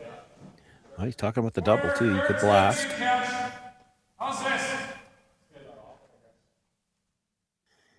The double's thin. It was the last thing he indicated, so that's what they're going after here.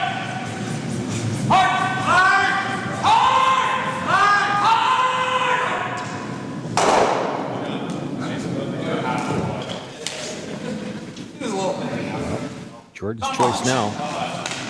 He wants to push this to the last end. He can play the double deal now. He's content to come around.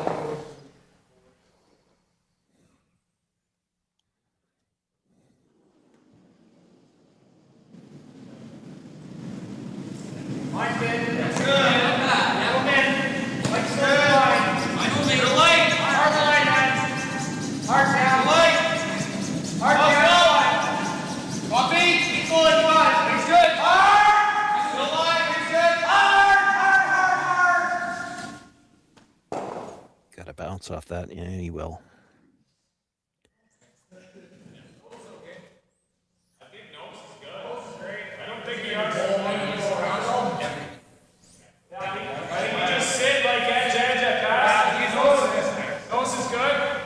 It's not bad here. I'm seeing like good board. I don't think Jordan could roll into the rings off of it. If he comes around on the outside, you've still got this to run back. Nose hit, or maybe a few inches towards the center line.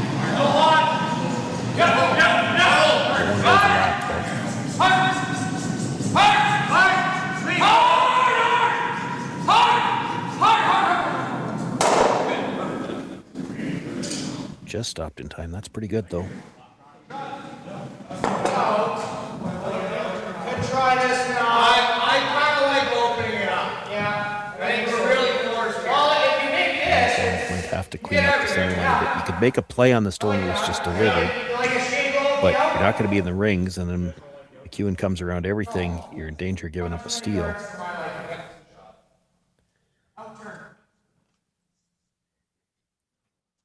Hit this right, you could clean up all 3 guards, and then we're headed towards a blank.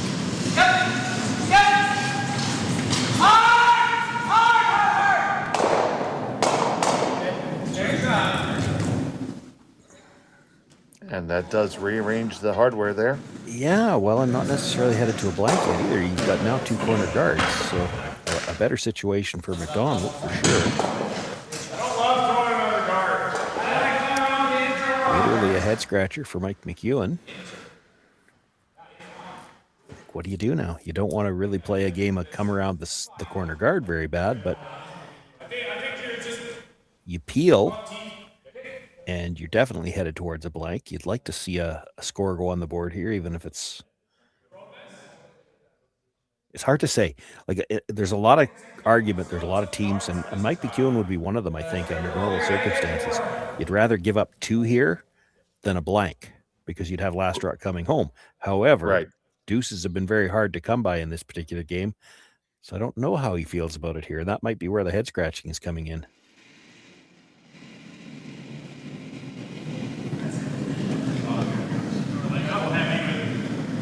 Stay close, back 4. Hold it. Stay close here, though. Let's hop in back up. Oh, it's got to curl. Back 4. Can you knife it? Knife it. Yeah, back 4. D-line. This is, guys, it's coming down. This is. Curl. This is. Going down. Curl.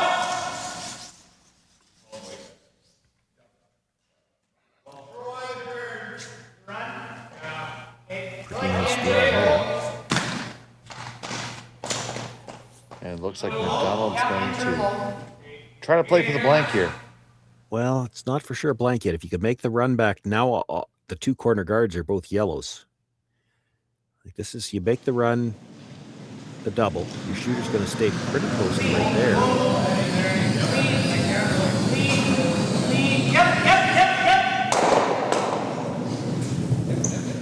See, that way he rolls to the other side, but it's 2 yellow guards now. That's the key.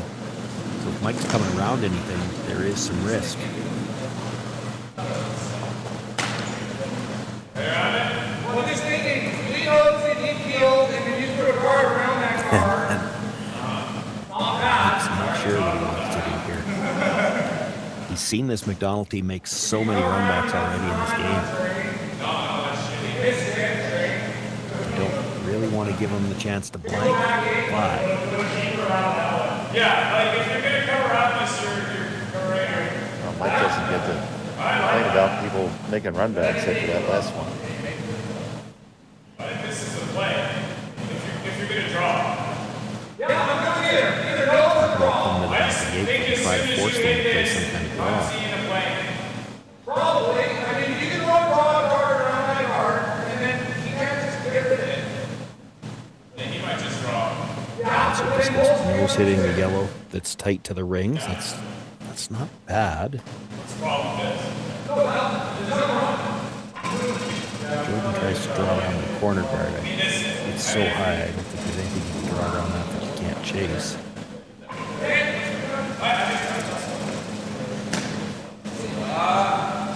He's got trouble with that feet, it looks like.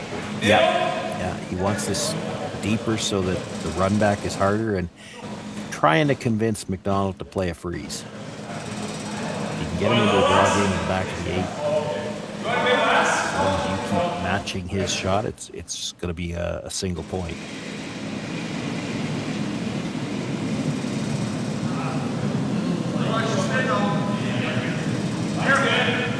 Here's Colton back. Hey, mine's great. Line is perfect. Mine's great. Back forward. Hey, go on.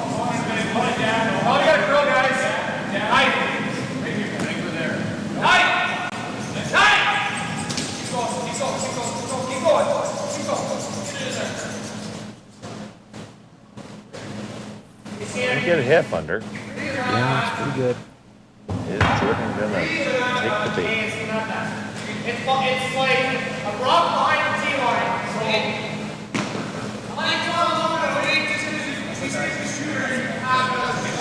Now, if he makes the run and sticks it, it's still behind the T-line, so you might see Mike freeze to it again and try to get the force that way.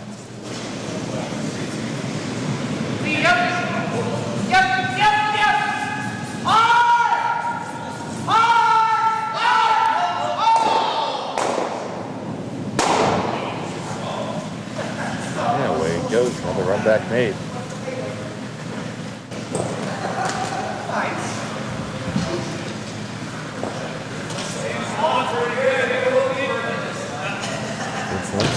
Again. You have to make sure you're back far enough that if you freeze onto it, you've got room to freeze again for sure. Correct. Backing. Colton's just barely beaten him from the last one. It is moved over slightly, but here's nine months. Looks like the Here's their finish. it sure is dying. Last is like coming in a little wider. So I think you're fine.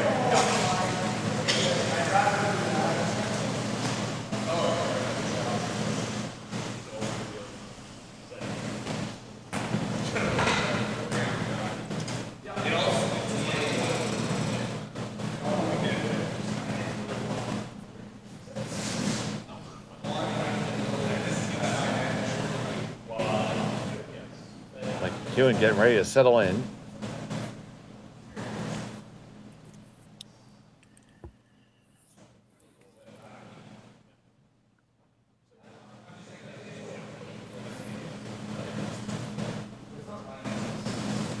And deliver his first of the 7.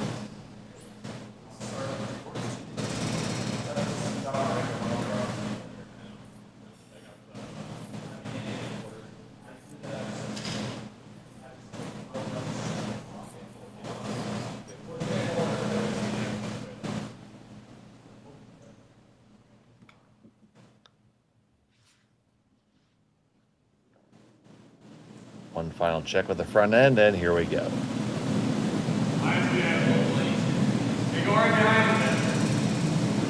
Flash on the power clean here.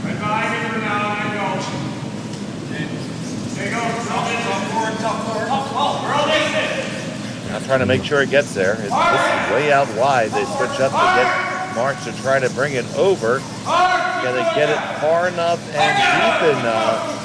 Looks like less weight than Colton from the get-go.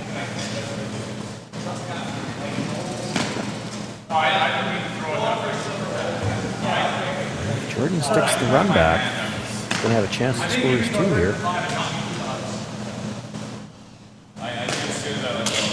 Yep. Yeah, I was looking for a bigger push, but then he didn't run it straight.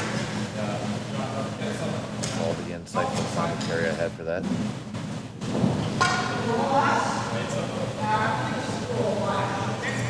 Well, I could go back a few years and talk about when we used to play shots like this. We were happy if we made contact. He's really going to want to stick this dead behind cover, and he won't be happy if he doesn't. They expect to make these. They've been throwing the run back so well all day.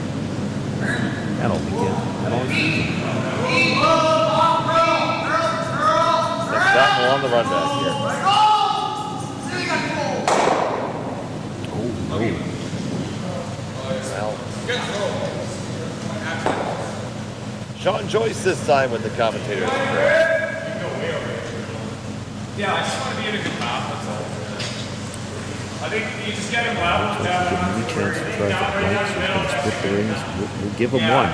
But just not give him a chance to play for the blank. Is it outside his button then? Yeah. Yeah, exactly. Like top button. Yeah. Brings it towards the draw for a tie.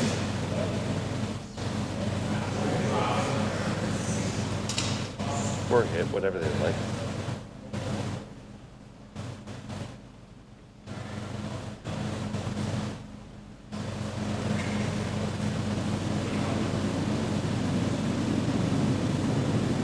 Like McEwen.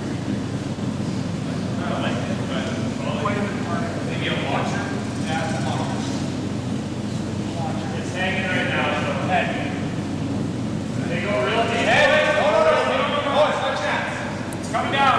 It's coming down, guys. Coming down.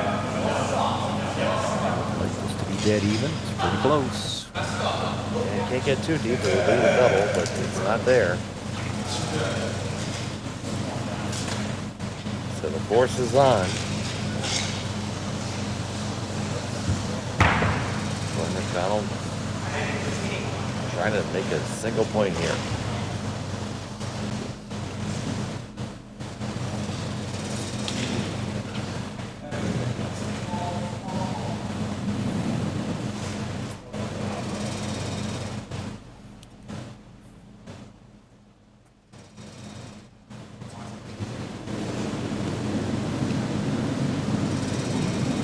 Final still in the 7th.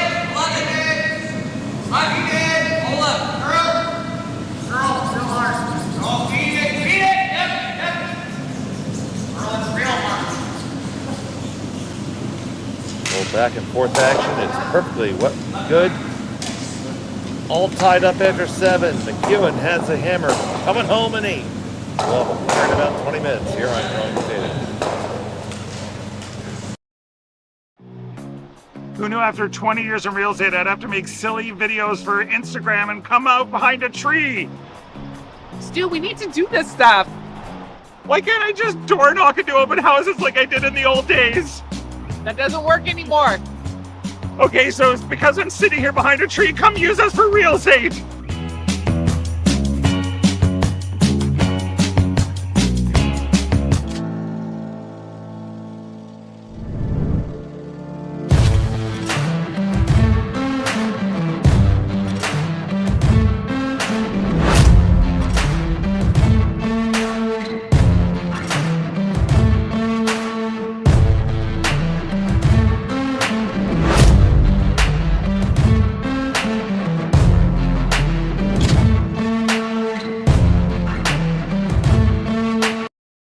All right, real talk for a second.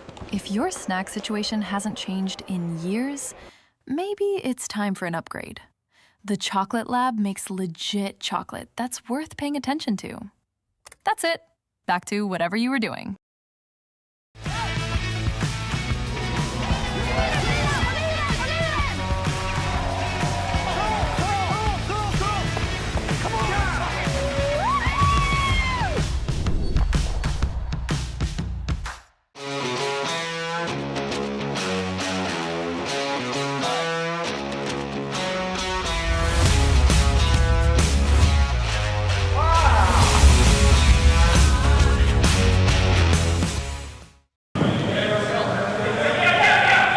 Welcome back to the Martensville Curling Club. It's the finals of the Curling Stadium.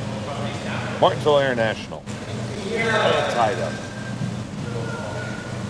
Jordon McDonald, McEwen has the hammer. Joining the Red Steams here. Team number 8. Thank you so much for joining us today and all weekend. I'm Dave Schmel, joined by Sean Joyce. Matt Honan is our producer, and Haley is on the cameras.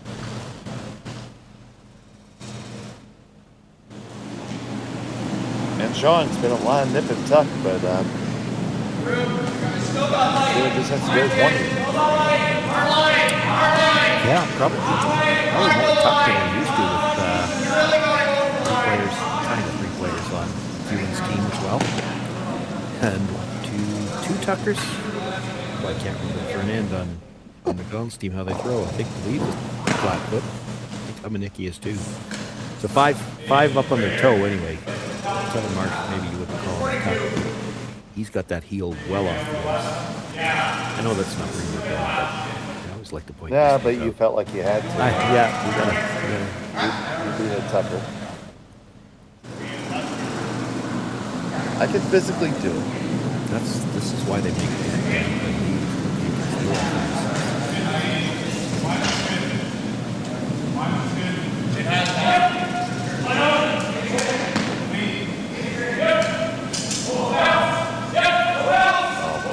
Wherever you are, whether you throw a tuck or if you throw a flat foot delivery, thanks for joining us here on Curling Stadium. Love you all.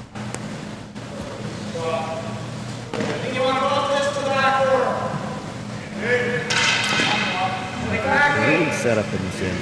Definitely favored Mike McEwen. The 2 guards both long and staggered to do a double peel whenever they want to make it. Talking about making a play on the rim right, which you could do. Try to tap these right now. He's going to pull the double peel. And you have to guard for a bit.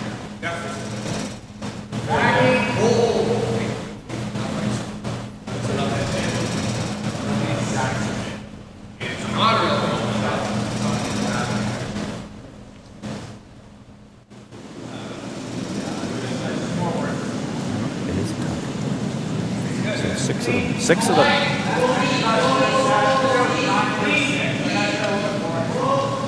Tuckers of the world unite.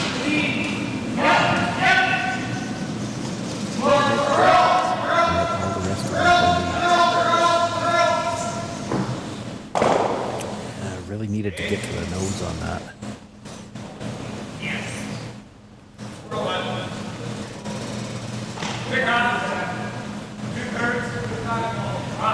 McEwen marches up to the guards and says, "Be gone." Extremely high guards. Probably have to guard the yellow. Guard the center line. They'll try to run it over the top of the yellow and get 3 rocks out away. You don't have much left to work with. 3-1 away right there.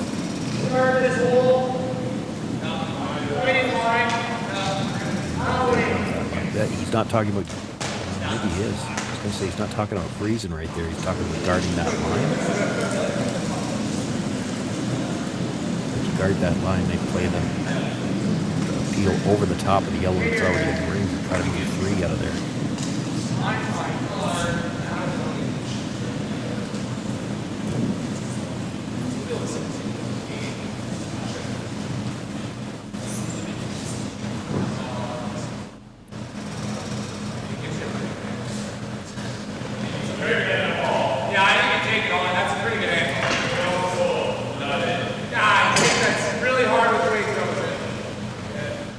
Might be a little bit worried about dead stuffing it on the red and the side of the button, but boy, you have to be able to do that.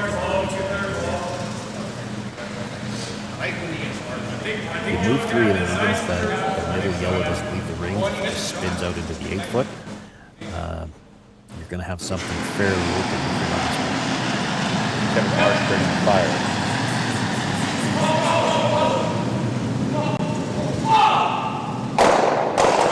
One, 2, 3, moving. There they go. That guard needed to be in line with the yellows, so he couldn't play that. Taking a look at it here, Sean.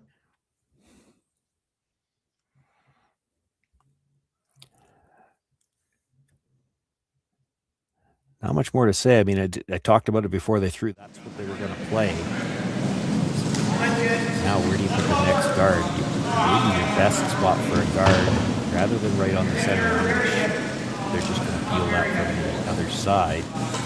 You try to put something, so as the logos come on, if you put something right on the R in the rock channel, maybe just slightly to the straight line on there. But there's jams both ways. There's a jam in the rings, there's a jam on the corner guard. You're going to need a bit of a mistake at this point in time. And Mike McEwen, on the other hand, doesn't want to give you that opportunity. Now that he's got the chance to peel from the board side, they might be able to take care of the corner guard.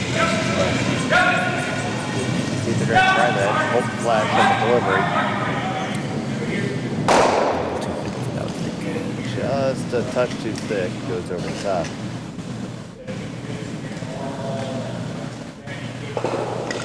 See where Jordon elects to leave this one.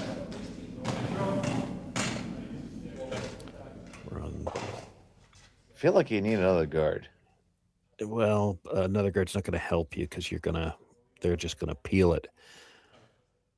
I don't mind their thought about tap the red to the back of the 4-foot. Now the question is, do you need to play it on this one, or can you wait one more shot? I think if you're tapping it back, you can afford to wait one more shot.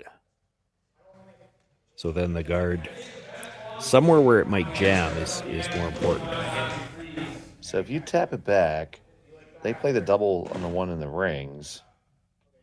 You still got the corner to go around. I don't know if they'll try to play it straight back, I think.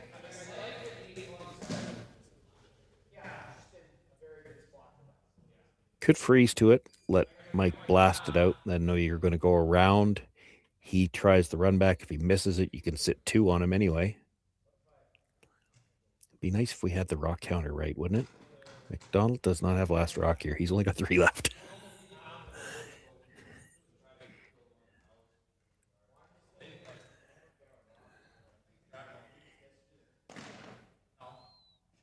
Thank you, Matt.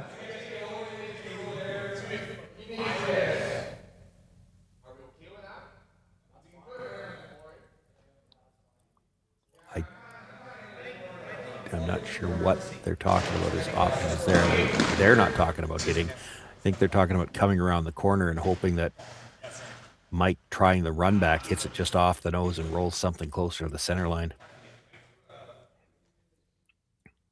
I don't hate this. This goes back to the same idea that I was talking about where, you're not going to have anything buried on the center line.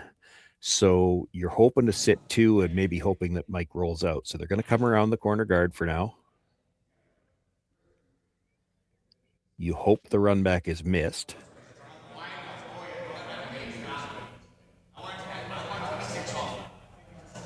And then you still have time to decide what do you think, because you still got 2 rocks left. You don't necessarily have to hit the one in the middle yet. You've got choices. You could still play the tap back on it. So talking about what this line does, because controlling the rolls has not been either team's strong point.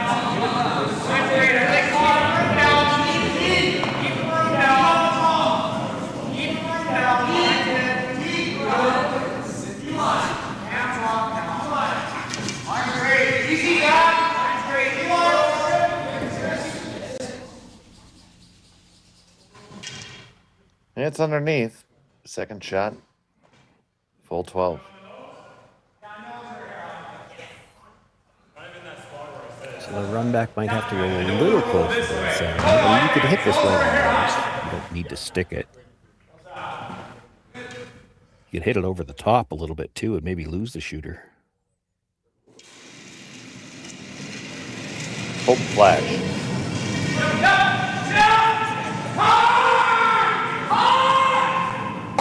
Just a heavy clean on this. Pushing back, running over.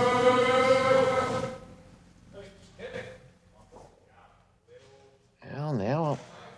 Yeah, now you're tapping back for sure.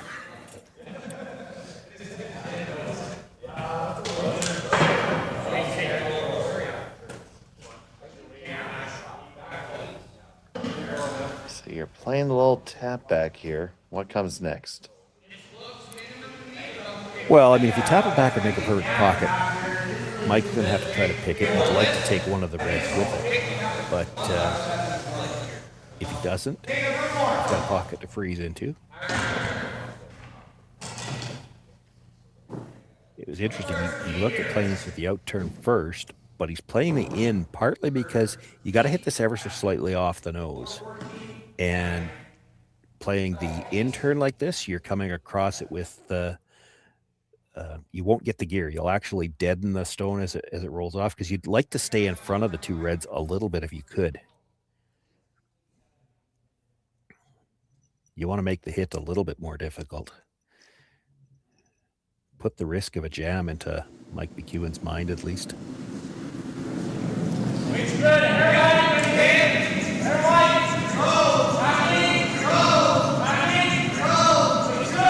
McDonald look for the tap back here.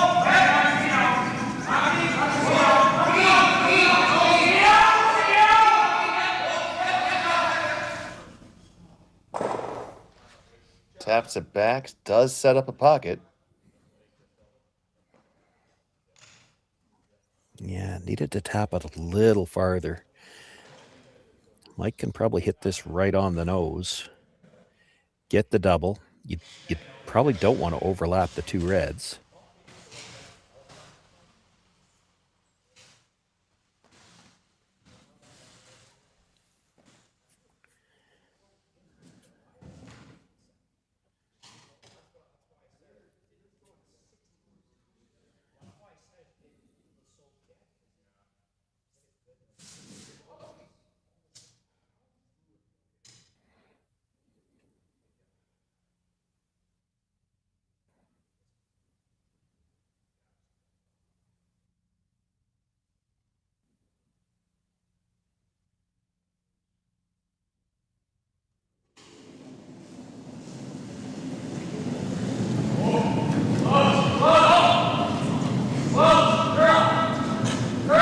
On the way from McEwen.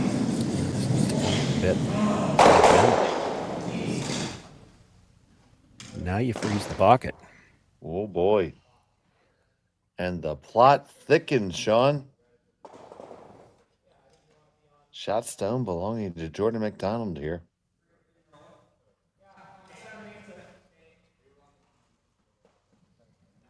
Put it right in that pocket.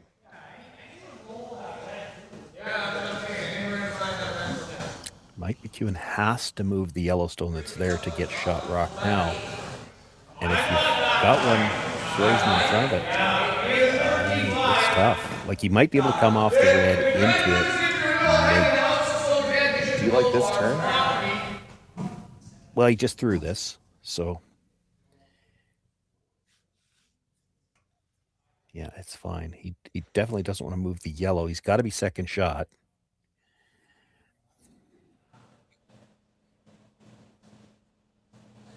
So what of a turn of events here in our final in Martensville.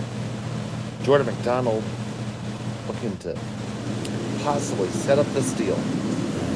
Probably touch the red back a couple of inches. Where's the pocket where it is right now? A nose hit might just send this up and around the horn. Just touch the red enough to leave the red and let it dead even. Also, gotta hold the line. This is over curling. where does it end up? Moved too far, I think.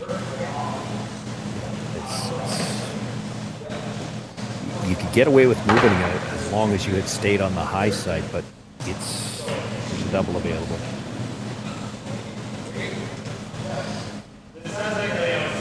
Almost might have to make the triple. I think when you're making a double on the yellows, I think there's a pretty good chance your shooter is clipping the red. Now you do have that red on the other side.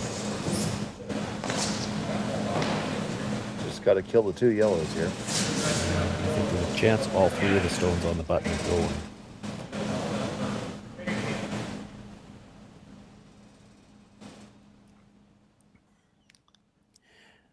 Doesn't have to. You hit about a thick half, probably enough to make the double and go over the top of your own stone. So Mike McEwen facing a loss here.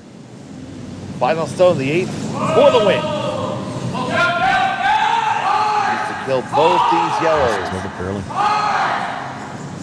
Will it be able to hold it? It makes contact. And it stuffs it, and it's a steal of 1 and a victory for Jordon McDonald at the Curling Stadium, Martensville International, by a score of 4-3, Sean. Yeah, outstanding game. I went right down to the last shot. Boy, with that big weight, that was surprising to see that curl. It probably looks like it caught them off guard, too, because they certainly didn't jump the sweep early. Jordon McDonald will take it, though. That makes him a champion.